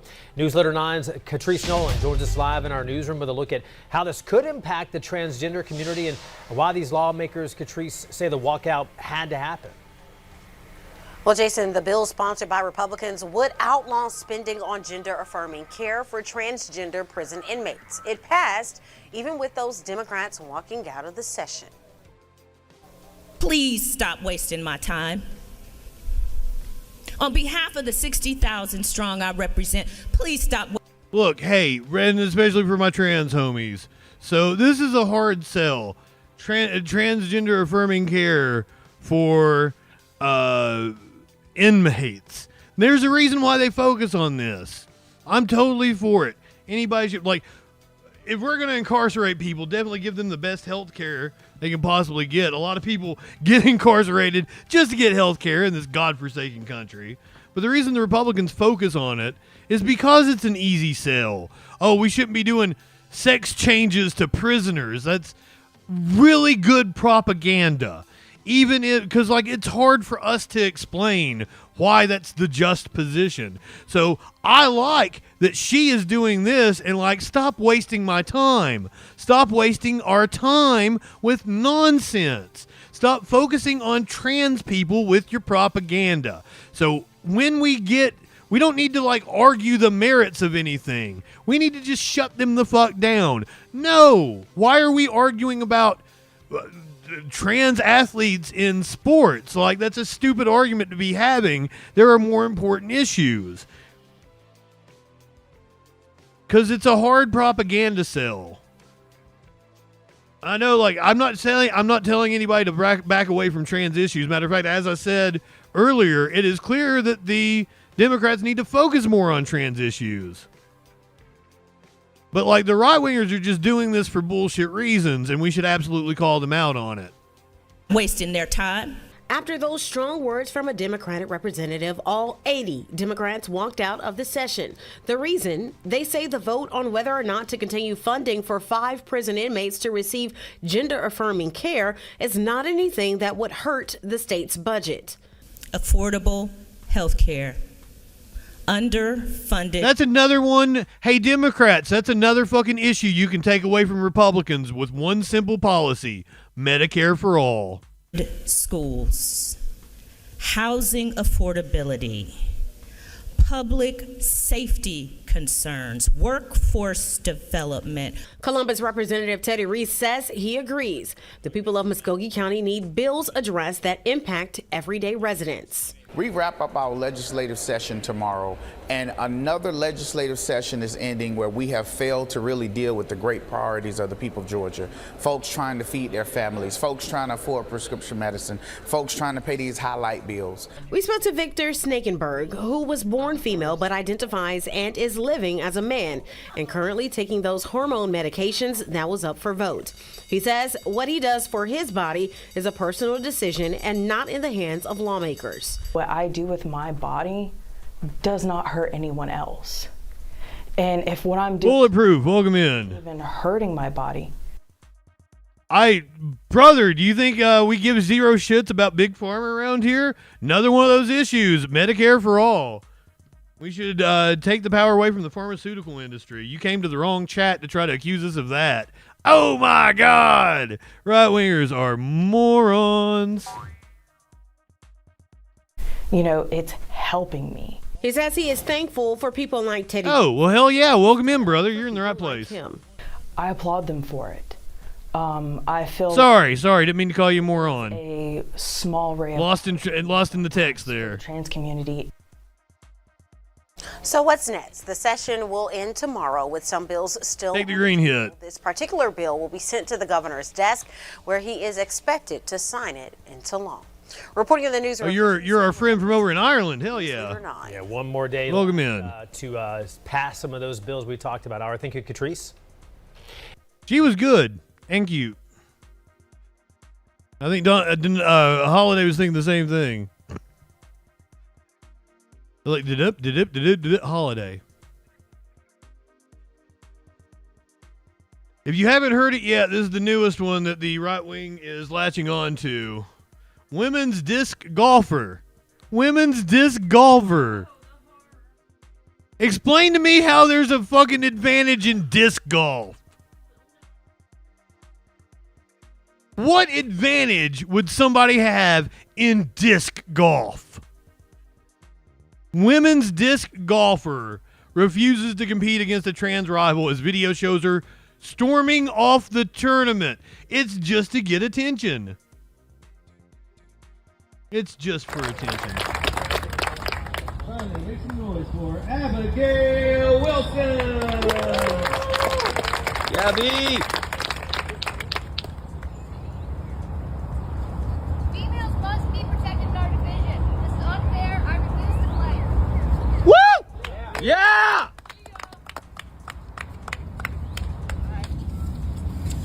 Have a nice round, everyone. We will. Definitely will. Have a nice round. Wow. Yeah, I had no idea there were even separate leagues for disc Somebody golf. just yelled, "Enjoy the couch." What, the Fox News couch? Because that's exactly where she's going. Where are all the police? Why weren't they checking bags? They didn't check bags. The guy on the call lied. There was no police, no bag checking, nothing.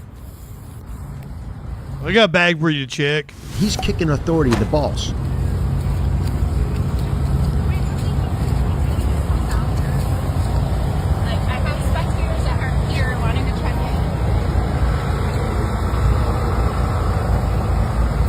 I didn't even know they had leagues. I thought it was just a bunch of hippies smoking pot on a Saturday. Yeah. Since when do they have disc golf leagues? Abby Gritty? Well, that's your next right-wing grifter. And she looks like she's got far more charisma than the young lady we watched last week that wouldn't fence. Fencing. This is just becoming absurd. You want to know what's really absurd? I'm going to show you a sitting senator say one of the dumbest things, not ever, because we just keep hearing dumb shit. This is going to be like maybe the dumbest thing you've heard today. Here is Senator Tommy Tuberville. Now, why don't you give me a chance? That's exactly what's going to happen. Jackie, we have entire men's teams across this country now that are turning trans. Yeah. Women's teams, they're turning trans. And that's going to be a situation where it's going to pick up speed because these woke globalists are pushing these kids to say, if you can't compete in men's sports, let's just transition and say you're a woman and participate in women's sports. It is dead wrong, and we've got to stand up against it. But the Democrats, they're all in. Why don't you give me a chance? That's exactly what. There are 10 trans athletes currently in the NCAA. There's 500,000 athletes registered in the NCAA. There are 10 trans athletes. It's like 0.0001%, but I'm bad at math. You take your 33 and a third chance minus my 25% chance, and you got an 8 and a third chance of winning. But there are whole sports teams turning trans. What's going to happen? Jackie, we have entire men's teams across this country now that are turning trans. Yeah. Women's teams, they're turning trans. And that's going to be a situation where it's going to pick up speed because these woke globalists are pushing these kids to say, if you can't compete in men's sports, let's just transition and say you're a woman and participate in women's sports. It is.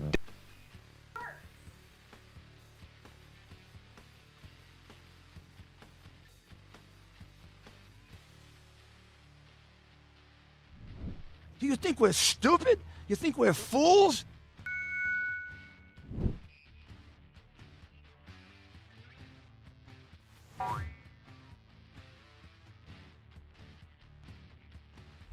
Finally, someone speaking the truth about these whole sports teams, whole sporting organizations are turning trans. Her face is hilarious. Sounds hot. Way to sell. Let's celebrate Pride Month by whole sports teams turning trans.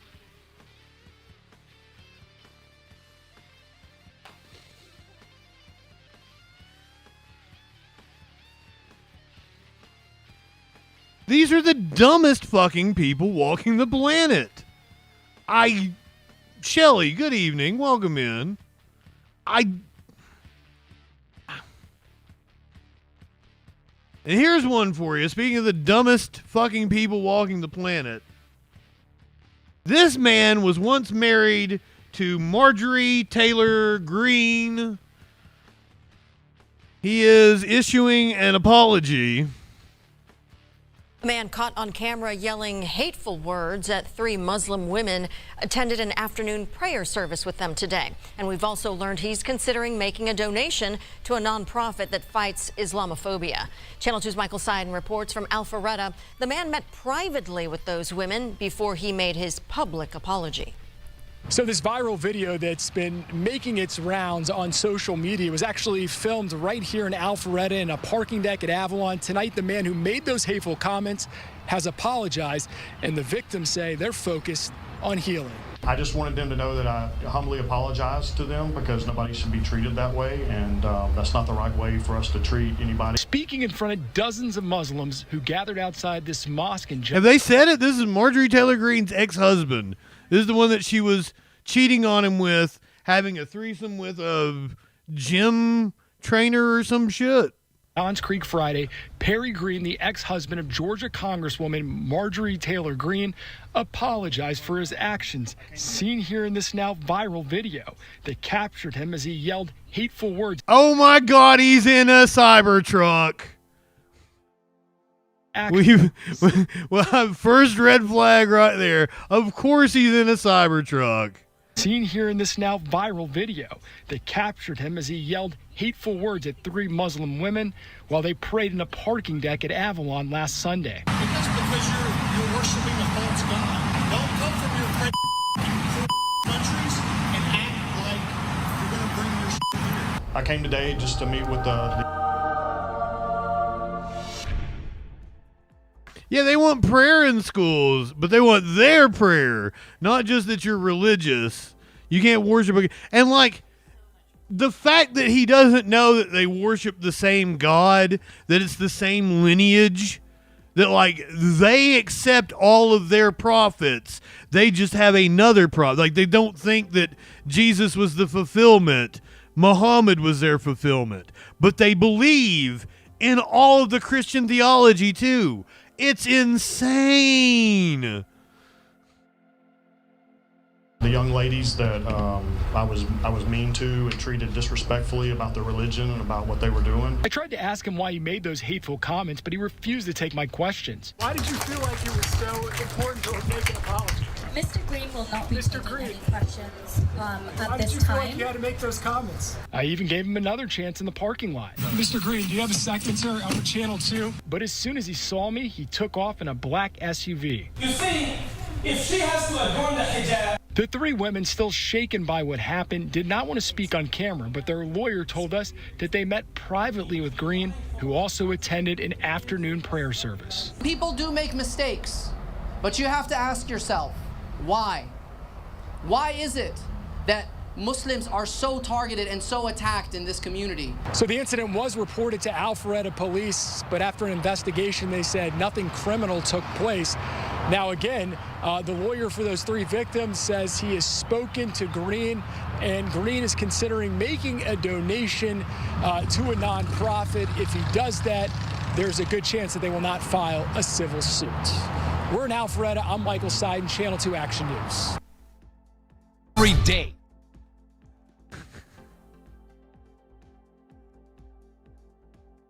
Jesus would totally be executed today. You're exactly right, Alien. Socialist Aunt, did I tell you good evening? Ducky, welcome in, my friend.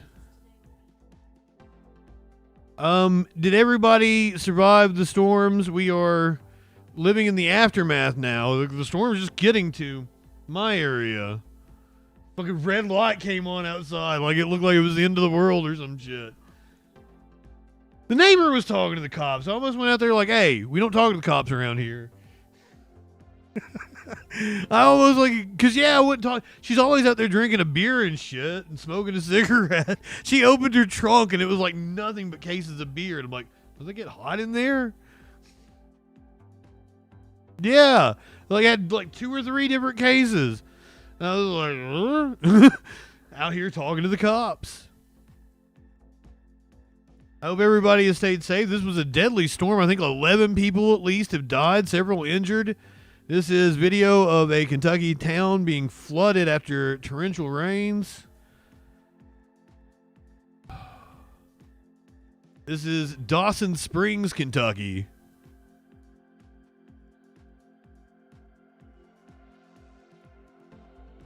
Curiouser says it now looks like Dawson's Lake. Maybe Dawson's tributary, Dawson's River. More than Dawson's Creek, indeed.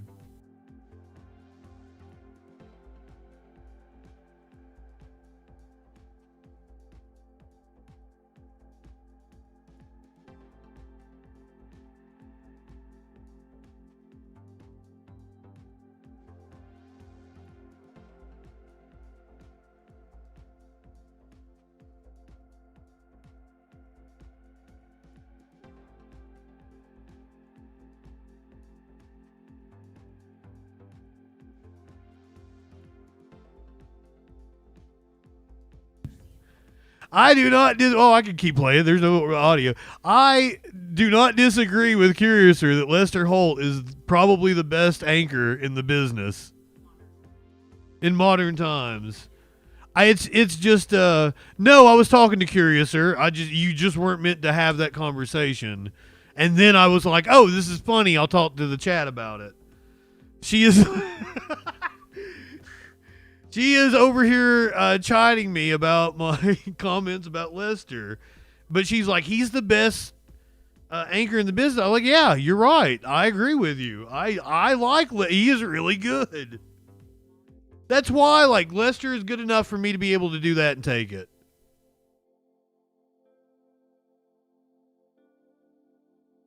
In citizenships?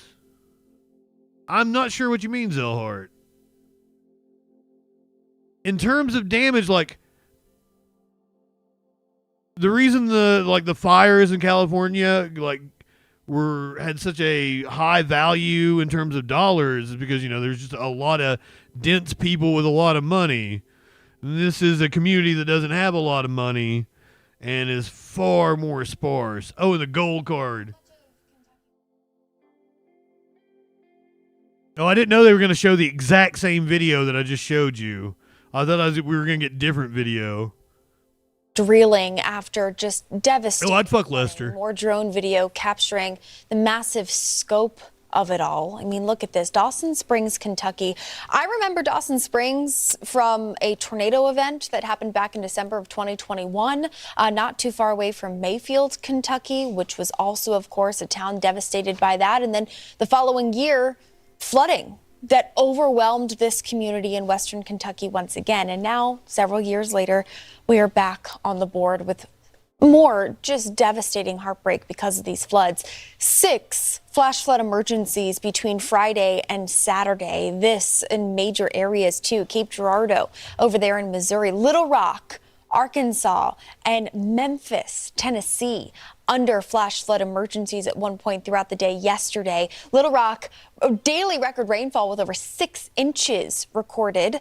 Incredible stat there. And then when we take it over into Memphis, just shy of 5.5 inches of rain, wettest April day on record. And unfortunately in Memphis, Tennessee, this was really what prompted that flash flood emergency. You had maybe it was Memphis that just could not take on any more rain, especially when you had rain rates yesterday afternoon with those storms topping 3 to 4 inches per hour.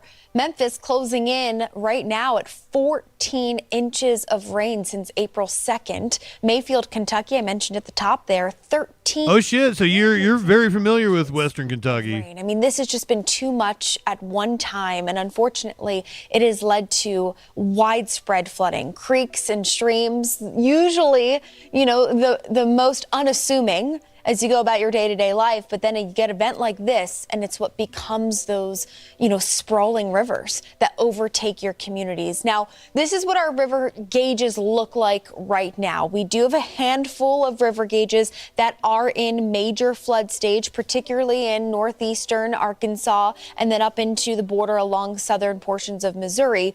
Several river gauges, though, that are sitting in minor to moderate flood stage. With the amount of rain that we've had over the last 4 or 5 days, is all going to have to channel its way eventually into these major rivers, the Ohio River, the Mississippi River. This is from just a few hours ago. This is your and creeks downstream of where all of this heavy rain has fallen is going to start to flow in, and that big flow into our major rivers is what is going to. So this is like your current more water rises. Prediction. We are expecting Well, I mean, like, it's in the significant now, river isn't it? flooding over the next several days for this We're in the now space. That means areas that might not see flooding right now will and Yeah, she's like, I wear flip. I always wear in a dangerous flip-flops. situation with that flooding potential. See that as we go through the next few days, particularly on the Ohio River outside of Paducah and then along the Mississippi River.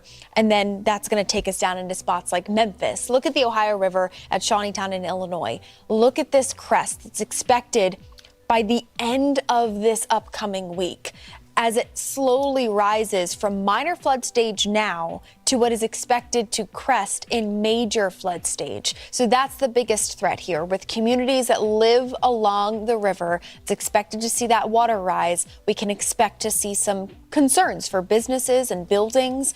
Just driving along the way as well. You don't ever want to drive through floodwaters, but this is going to be a really difficult task. Yes, if it's over the road, don't drive through it no matter how tall your vehicle is. You can see right now we're sitting in about minor to moderate stage. We're kind of on the cusp here. Beer before liquor, never sicker. Flow with all of that water that has to run off. It's going to put us into major flood Nah, you can make it. by tomorrow, and then we slowly come down from there as we get into the week ahead of us, but it stays elevated for several days.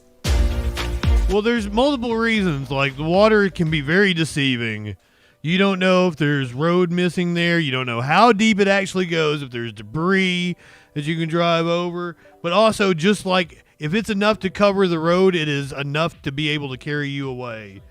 And you're like, fucking water ain't nothing to fuck with. It goes Wu-Tang and then water and things that ain't nothing to fuck with, okay? We're getting into the crime section of the shows. I'm going to hit the content warning. You want to read a story? Do you want to take over? You want to introduce a video? Like, that's the next thing is a video. That's why it would be funny if you actually sat down. It would be funny if you sat down and you tried to do the show. It would be hilarious. No, you got to play the news. You got to go by my list if you sit down. I can't do it. I'm on the Troll Patrol, so there's no copyright shit. I have a product I'm putting out. That's for when we're hanging out on Twitch. There was an officer-involved shooting in Brooklyn, but first we're getting an update on a man that apparently slashed some children with a meat cleaver. There is Police Commissioner Jessica Tisch walking up to the microphone. Let's listen in. Good, Frank? All right. Good afternoon. I'm Commissioner Jessica Tisch. I am joined today by Chief of Department John Schell, Assistant Chief Frank Giordano from Patrol Borough Brooklyn South, and Deputy Chief Rohan Griffith from our Force Investigation Division. Ryan Griffith. This morning inside of Bensonhurst. What did I laugh about? Curiouser is right here. Just blah, blah, blah, blah, blah, blah. So it's possible I was laughing about her. Home in the 6-2 precinct, and a family devastated by unspeakable violence. The information I'm about to provide is preliminary, and it is, of course, subject to change. At approximately 10:15 this morning, a heartbreaking call came into 911. Meower me. Welcome in. Do you want to argue? Did I get it right? Okay. Maywormy. I wanted to say like meowery. Probably Maywormy. Hey, May. I think we go through this every time, don't we? That's always happening. Do you want to argue with me?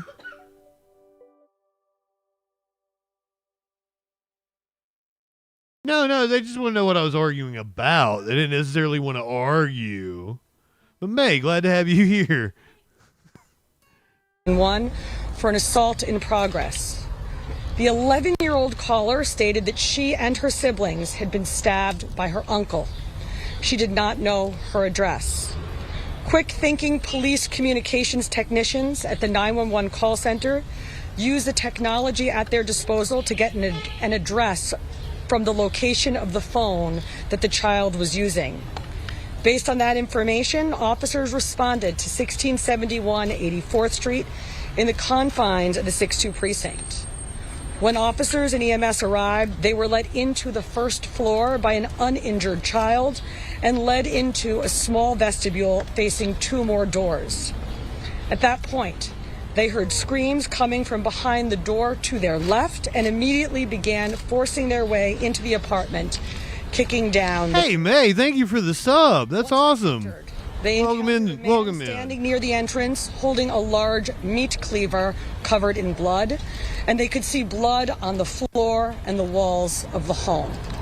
The officers ordered the man to drop the weapon several times. He refused and advanced towards them.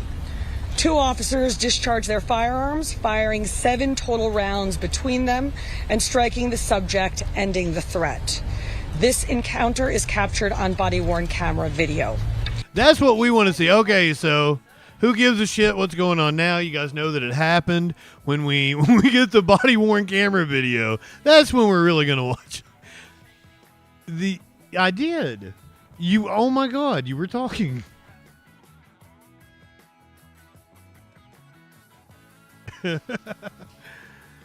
The police shooting had just happened as we were coming on. I don't even know if this is the same one that they're talking about on that news. This may be, this is Pocatello. Where the fuck is that? Pocatello.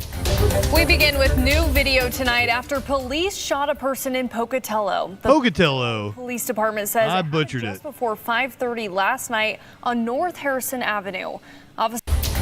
We begin with new video tonight after police shot a person in Pocatello. The Pocatello Deja vu. Police Department says it happened just before 5:30 last night on North Harrison Avenue. Oh, it didn't just happen. Officers responded to reports of a fight between 3 people, one of whom was reportedly intoxicated and armed with a knife. Now, we want to warn you, the following video is we do have video. Contains the sound of gunshots.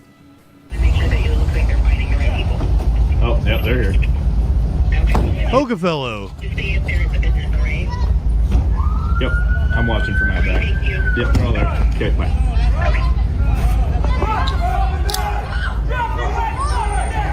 Oh my God. Now, when officers arrived, they shot the suspect accused of having a knife. Police say they performed a knife measures before the person was taken to the hospital. Now, we don't know the suspect's condition. So the dude had a knife and he's behind a fence. And they rolled up and shot him. Flash, that would be the only reason to shoot him. But if he's on top of somebody, then they're putting the person on that he's on top of in danger. Okay, bye. I don't see another person. I think it's just him. Now, when officers arrived, they shot the suspect accused of having a knife. Police say they performed life-saving measures before the person was taken. Or maybe there's somebody else there. We don't know the suspect's condition, but no officers were hurt in the incident. The Pocatello Police Department. I feel the news would have mentioned it if there's somebody else there, right? Investigating the shooting. We'll be sure to keep you updated with more details as we learn more. Pocatello. Poca hot ass. Whatever happened to her? Oh, yeah, that's not Poca hot ass. It's been a couple months since I've seen her.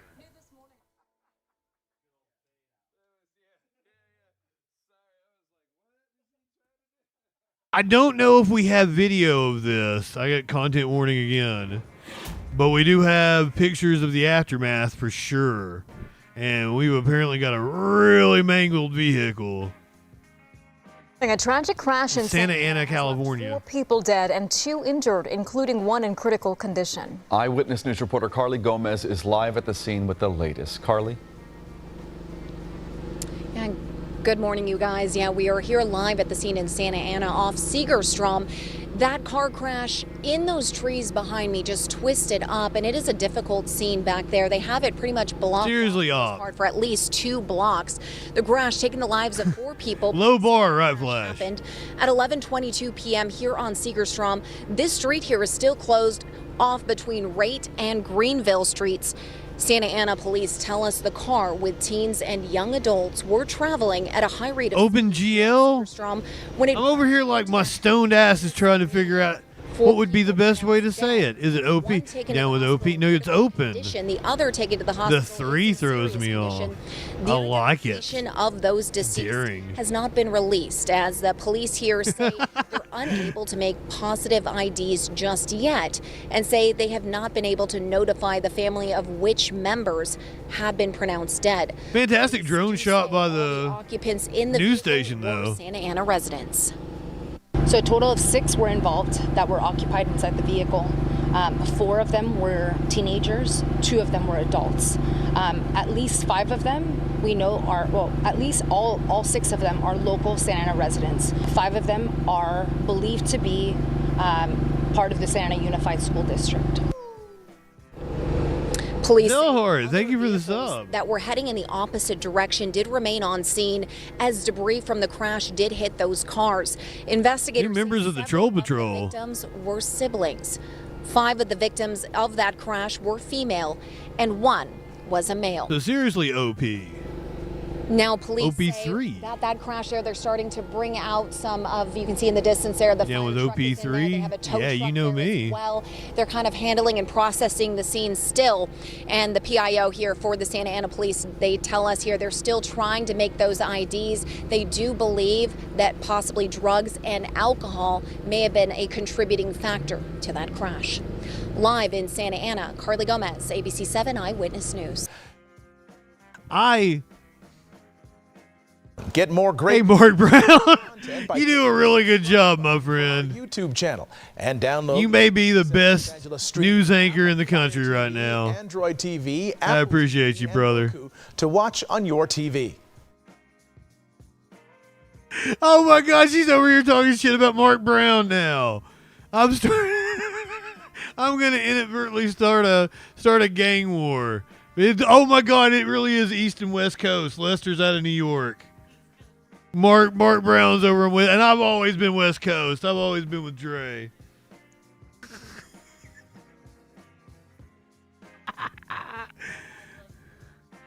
Oh fuck. She doesn't want to do it. She won't do it. If I plugged in a microphone and just handed it to you over there and you didn't have to be on camera, would you talk? I don't know. She wouldn't shut up. You got her talking. She wouldn't shut up.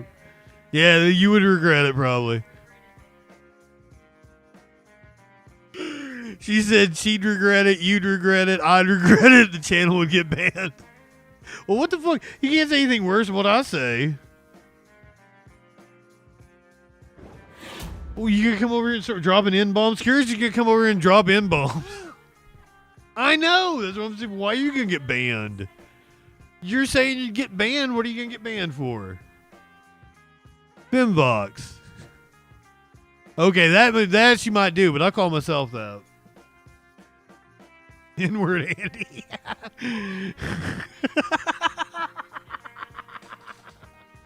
I'm sorry. Well, I mean, that's what you're talking shit about Mark Brown, isn't it? Oh. Okay. All right, I got a wild video for you. Did I hit the content warning already? This is a SEPTA bus. Am I saying it right? Any PA peeps up in here? A SEPTA bus in Philadelphia. And it's a wild crash. 7 people are hurt after a crazy sight involving a SEPTA bus.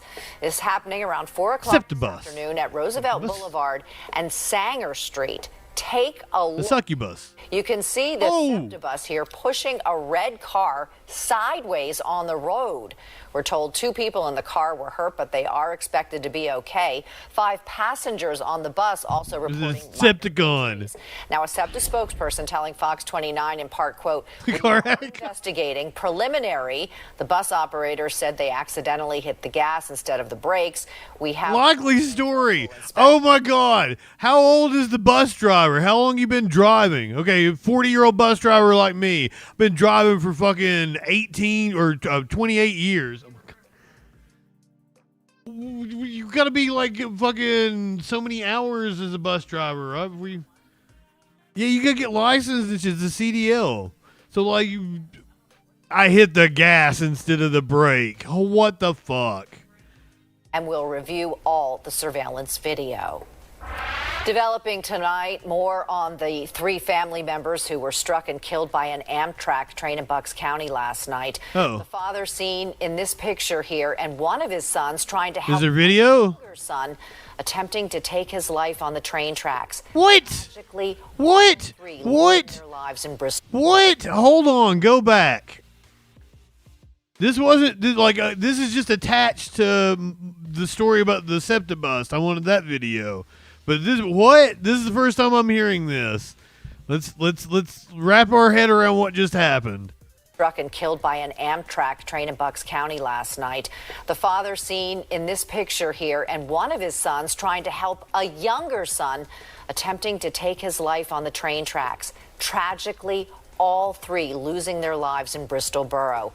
Hundreds of people were on board the train at the time of the collision. Fortunately, none of them were hurt. Our Kelly Rule with reaction from the devastated community. The fuck?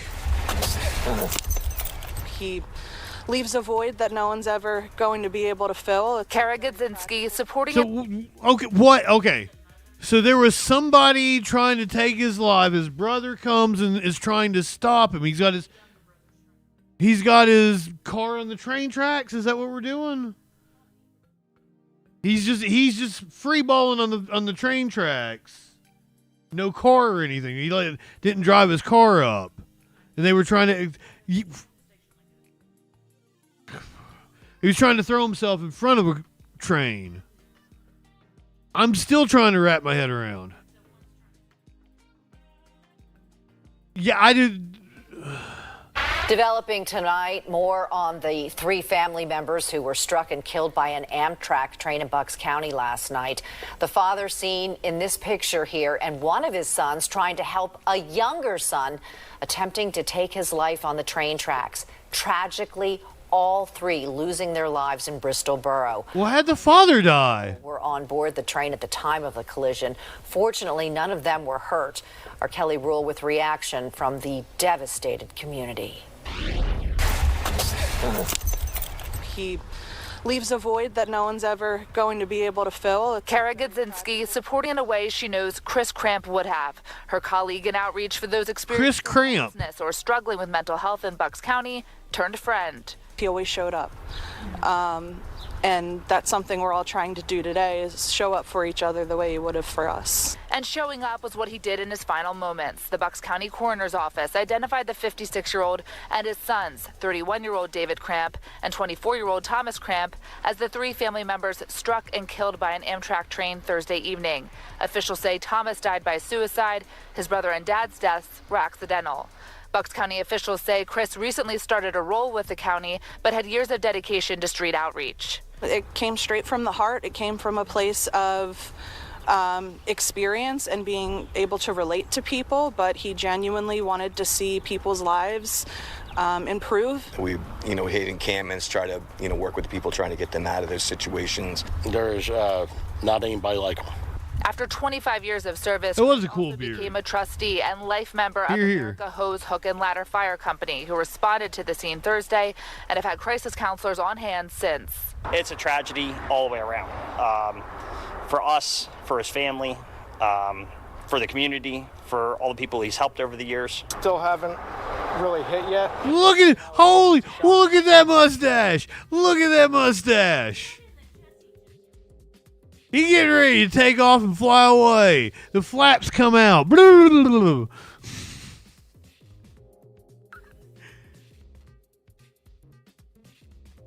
A wound broom? Womb broom.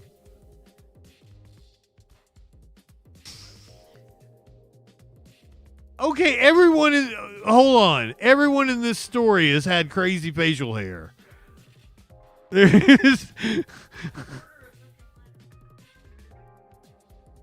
So we start off, this dude, that's a decent beer. Even that lady might have some facial hair. Oh my god.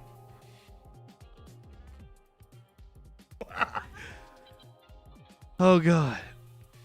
Then we got this dude, and that is an excellent beard. my beard, like, it would be, if I grew it all the way out like that, it would be gray right there. Yeah, it's weird. It's only right there where it's gray, where I shave it for the Fu Manchu. So don't anybody in the, I have had the, she can attest, I've had the Fu Manchu since I was in my teens. I'm not doing it to just cover up that my facial hair would look like that if I grew it out. Well, other than I don't have my mustache is really light. It's like blonde as opposed to being like dark brown like that. But he might be coloring that. It's a nice fucking beard. Not anybody like him. After 25 years of service, Chris also became a trustee and life member of America Hose Hook and Ladder Fire. America Hose. To the scene Thursday and have had crisis counselors on hand since. We got some American Hose up here. For us. Okay, he ain't got no facial hair. Move on. For the community, for all the people he's helped over the years. Still haven't really hit yet. You know, it's a shock. But, you know, we're coping, making sure all our people are doing good. Take care of each other. Take care of your family. I'm gonna take a picture of it. I'm gonna send it to Battle Opossum, and he'll shave his facial hair like that because he's constantly doing different stuff. I'm gonna be like, do this facial hair. He plays Warhammer Dark Tide. But you know, we're coping, making sure all our people are doing. Oh, good. You're coping, Take all care right. of each other. Take care of your family. You know, it's hard. In light of this tragedy, county officials are emphasizing that Where's your facial hair? to talk to if you're in need of help. You can reach the crisis lifeline at 988 or 1-800-273-TALK. Reporting in Bristol, I'm Kelly Rule, Fox 29 News. I've got like the abuse hotline. I should have like the suicide hotline as well. I should totally do that. I've got like a whole, it's like a whole thing with, I'll make it for the suicide hotline as well. I'll get on that. I'll be all woke on that one.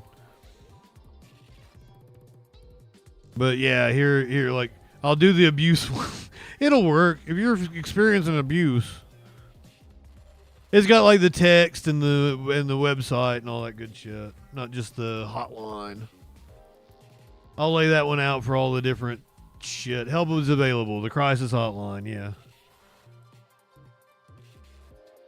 Because I should be proactive like that, getting that shit out. Information. That's what I'm supposed to get information out about. And here's the thing: is like if you ever needed the suicide hotline, you might need it after you watch this video. Hold on. Oh no. This is not Doom, but you're probably gonna think it's Doom. Are you ready for this? It is WrestleMania season, and apparently Tom McDonald is getting in on it. It is a fucking shame. Oh, let me go on a rant about that, right? So, I'm almost completely against war. I understand that it's necessary at times. I advocate for us to have some form of a standing army, a decent navy, and everything. Hate the idea of what the military-industrial complex, like General Eisenhower spoke about, military congressional industrial complex, as he wanted to call it. But if we're going to send people to war, I am a firm advocate that they should be absolutely taken care of when they come back. Just like they should have top-of-the-line health care. Not that everybody should have top-of-the-line health care. There's another one of those things, Medicare for all should be a thing. But, like, in terms of, like, if we send people to war and make them have fucking limbs, leave them over there on a battlefield, we should absolutely take care of them when they come back. And there are too many veterans that are just, like, homeless, get swept away into drugs, get fucking sucked into this alt-right pipeline because they're lonely and can't reintegrate back into society. We break them. The military fucking breaks people. So we should do what we can to accommodate them, and if there is a fix, do what we can to fix them. Abso-fucking-lutely.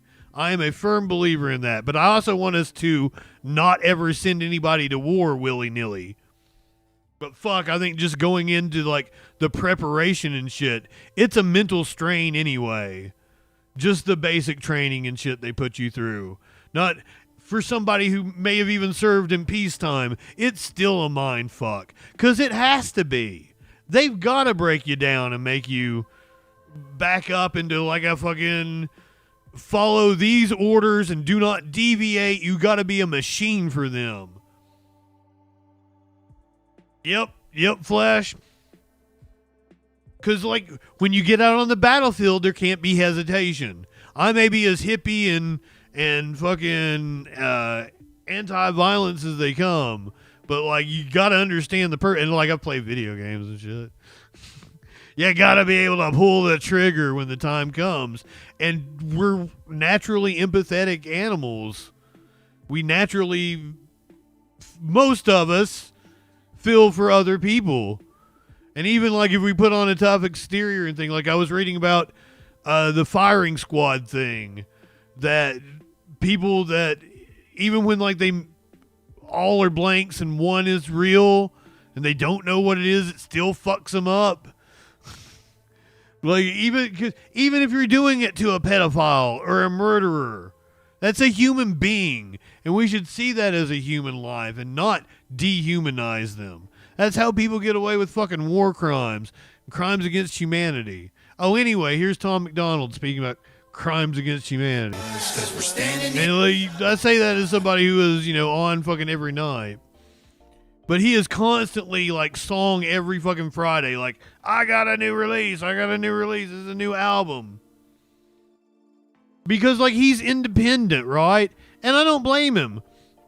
So like he's not answering to a label. Like most of the shit that like he makes off of his music, he gets to keep. I don't diss him for the hustle. And I mean like the song was not that good at all. But like he's a decent player and shit. It's a very low bar.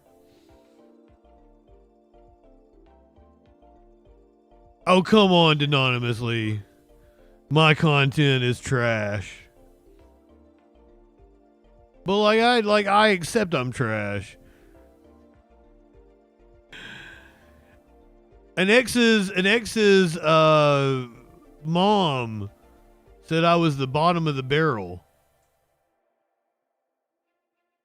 Called me the bottom of the barrel.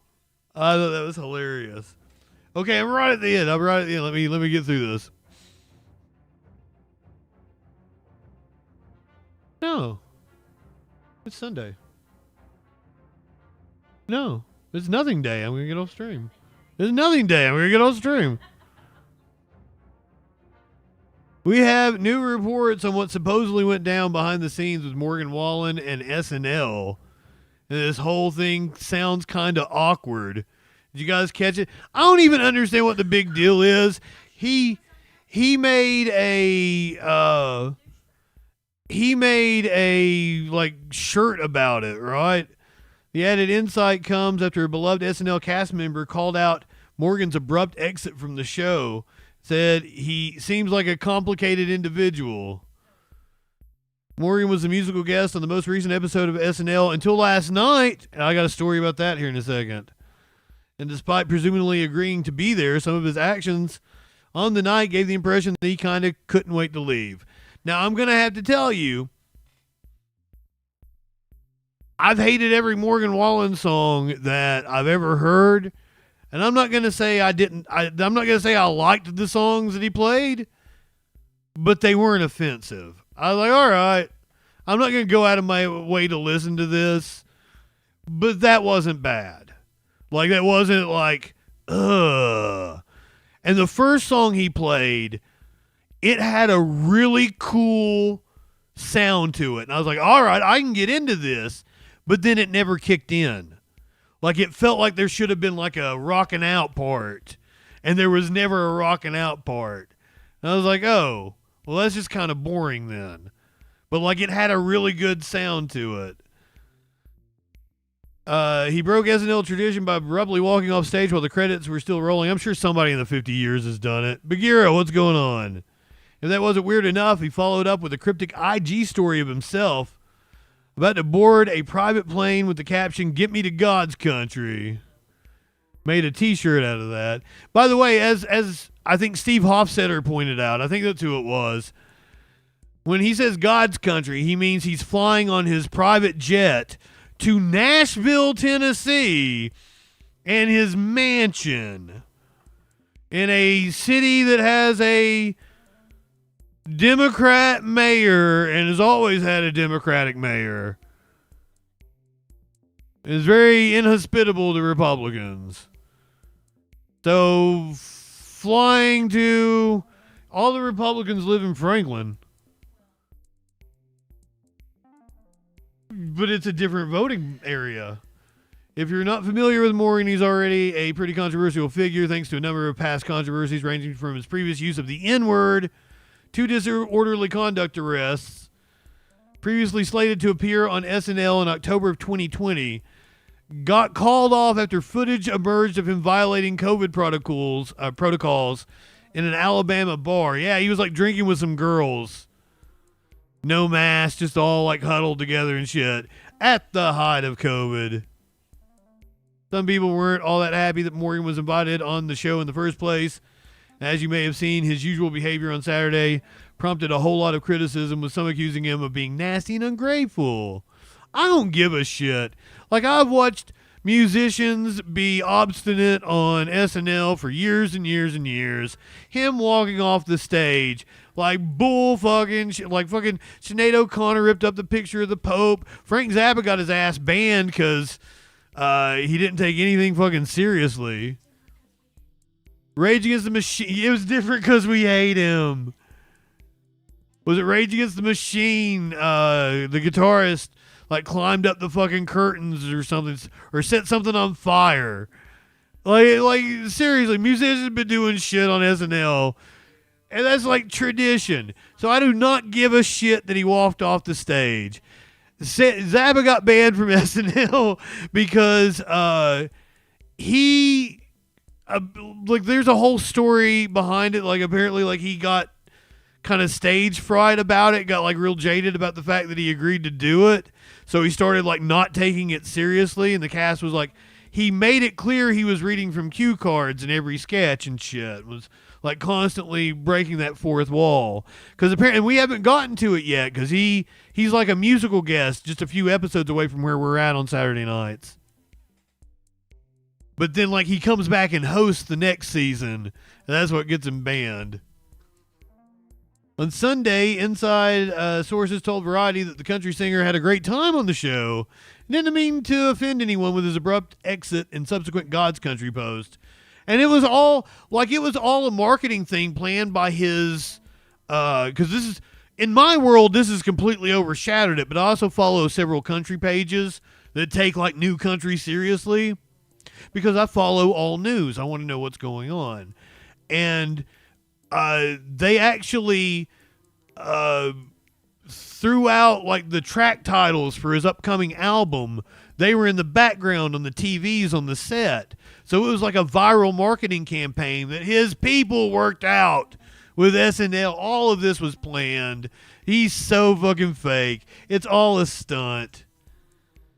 It seems, however, the damage was already done. Earlier in the week, Kenan Thompson commented on the controversy and said Morgan's abrupt exit was a spike in the norm and definitely left him a little weirded out. I don't know what goes through people's minds when they decide to do stuff like that, he told him. And Kenan's just so nice. He's like, we were nice to you. Why are you walking away from us? That's Kenan's take on it. Because he's just a nice guy. But he seems like a complicated individual. I can totally see Kenan say that. He seems like a complicated individual. I don't know if he understood the assignment or not. No, he was just doing what his PR people told him to do.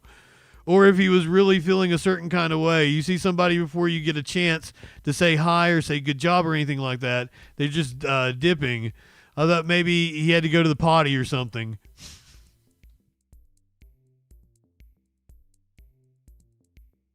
So that was last week's SNL. Last night, Jack Black hosted, and apparently got a little, I'll wait for it to pop up here so it tells me. Had a surprise from a certain individual from SNL's past. Jack Black is making his highly anticipated return to host Saturday Night Live. The actor always keeps a few tricks up his sleeve, and this time around he's getting some help from music superstars Elton John and Brandi Carlile. Adam Cooperstein takes a closer look at what you could expect this weekend. It's party time. Last night. Black is making his highly anticipated return to host Saturday Night Live. The actor always keeps a few tricks up his sleeve, and this time around he's getting some help from music superstars Elton John and Brandi Carlile. Adam Cooperstein takes a closer look at what you could expect this weekend. It's party time. Been a long time. Been a long time. Shoes! Jack Black is shouldn't have left you. SNL for the first time in 20 years. I only wish that I was you looking at me. It's the most terrifying gig you've ever had, and it's the most thrilling gig. It's a high wire act. This is Black's 4th time hosting, but he'll never forget the first time. Specifically, Mel Wrights, welcome in. How are you, my friend? Good to see you. This sketch with Will Ferrell. I remember him putting his hand up my butt, not on the cheek, between the cheeks, and me getting a woo! And that was not in rehearsal, only live. That's why he's one of the greatest to ever do it. He's not afraid to go between the cheeks. Elytra wingsuits. Black's latest role, starring alongside Jason Momoa in a Minecraft movie. Those things work, right? Absolutely. Their first time working together, and it was an instant connection. We both have that kind of bro energy where people will scream at us from out of their windows. Feeling raccoon or honey badger? With you! And so it was kind of a natural fit for us to work together. And Elton John. Hi, Black. Elton, what did I say? I said I'd put your central. No! Okay, that's it. Hold me back. Sir Elton John and Brandi Carlile. How much is it musical guest to be? What else would Elton John be doing? Guest of this magnitude. Dude, that's the one that like knocked me off the edge of my seat. My man. I mean, it just happened last night. Said, less than 24 hours ago. Sitting down, it's like, yeah, what? They've asked you to come back and host SNL, and I was like, yeah. And then they were like, and Elton John and Brandi Carlile are the musical guests. And then I kind of lost consciousness. This is dream territory here. We're talking about crazy cream dream deluxe. What? Well, I'm glad to see him have that bounce back after the bullshit last, which was like complete nonsense. Talk about cancel culture from the idiot ass right wingers. Honey badger all up in your grill. You look at that honey badger. What's he doing?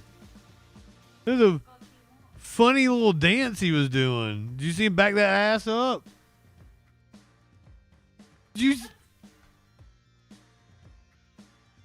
That is so goddamn cute.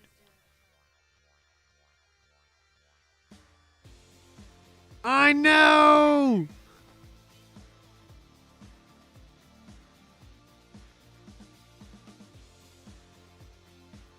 Oh, I can probably listen to it. Let's get the audio. Let's see what's going on because she's. Oh, you're so intimidating. You're so intimidating. Oh no.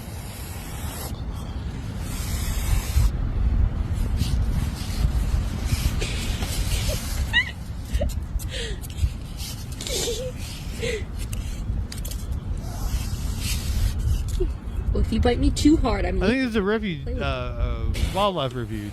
She's the caretaker. She's his caretaker.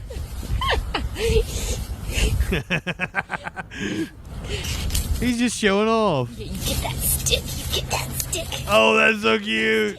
Get it. Get it. Get it.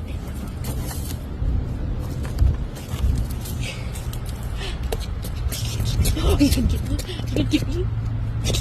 You got the perfect spot to raise wild animals. Do it. But yeah, she got a glove in her Okay, boot. okay. Little stay stinker! You little stinker! You little stinker! You little stinker! Don't go for the ankles! Gotta kick the honey badger off. Okay, that's enough. That's enough. Yeah, she was fucking with him.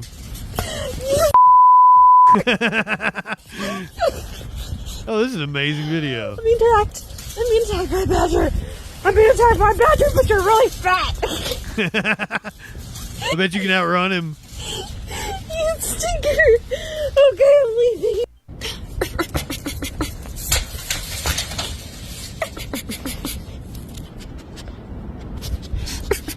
He apparently insults him at some point in time because he's just playing with her right there.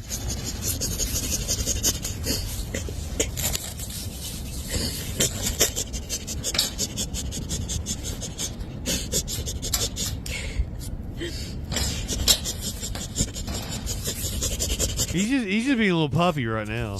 I can get you. I can get you. I can get you.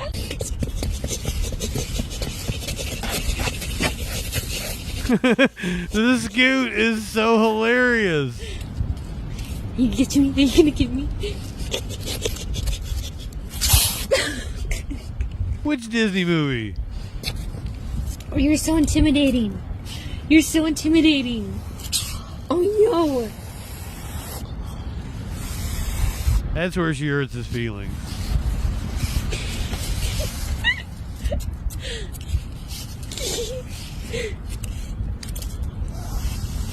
It's a Disney movie about the If you bite badger. me too hard, I'm leaving. I'm not gonna play with you.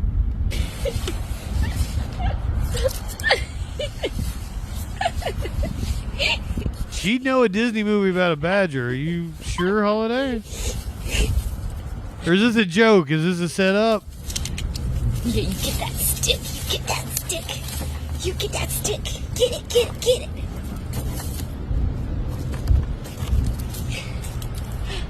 What even is a honey badger? What? Well, what family is it in? Okay.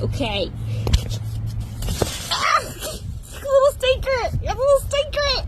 You little stinker! You little stinker! I mean, I know about the memes about the honey badger, but like, what is a honey badger? Like, where?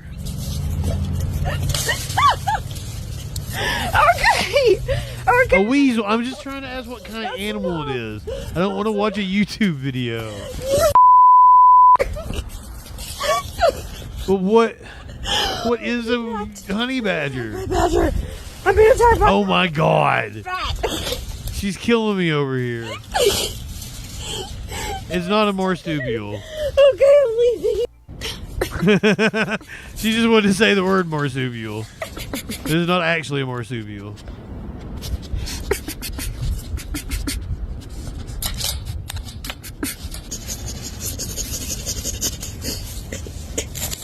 That ain't no rat I ever seen. A Mustelade? Mustelidae.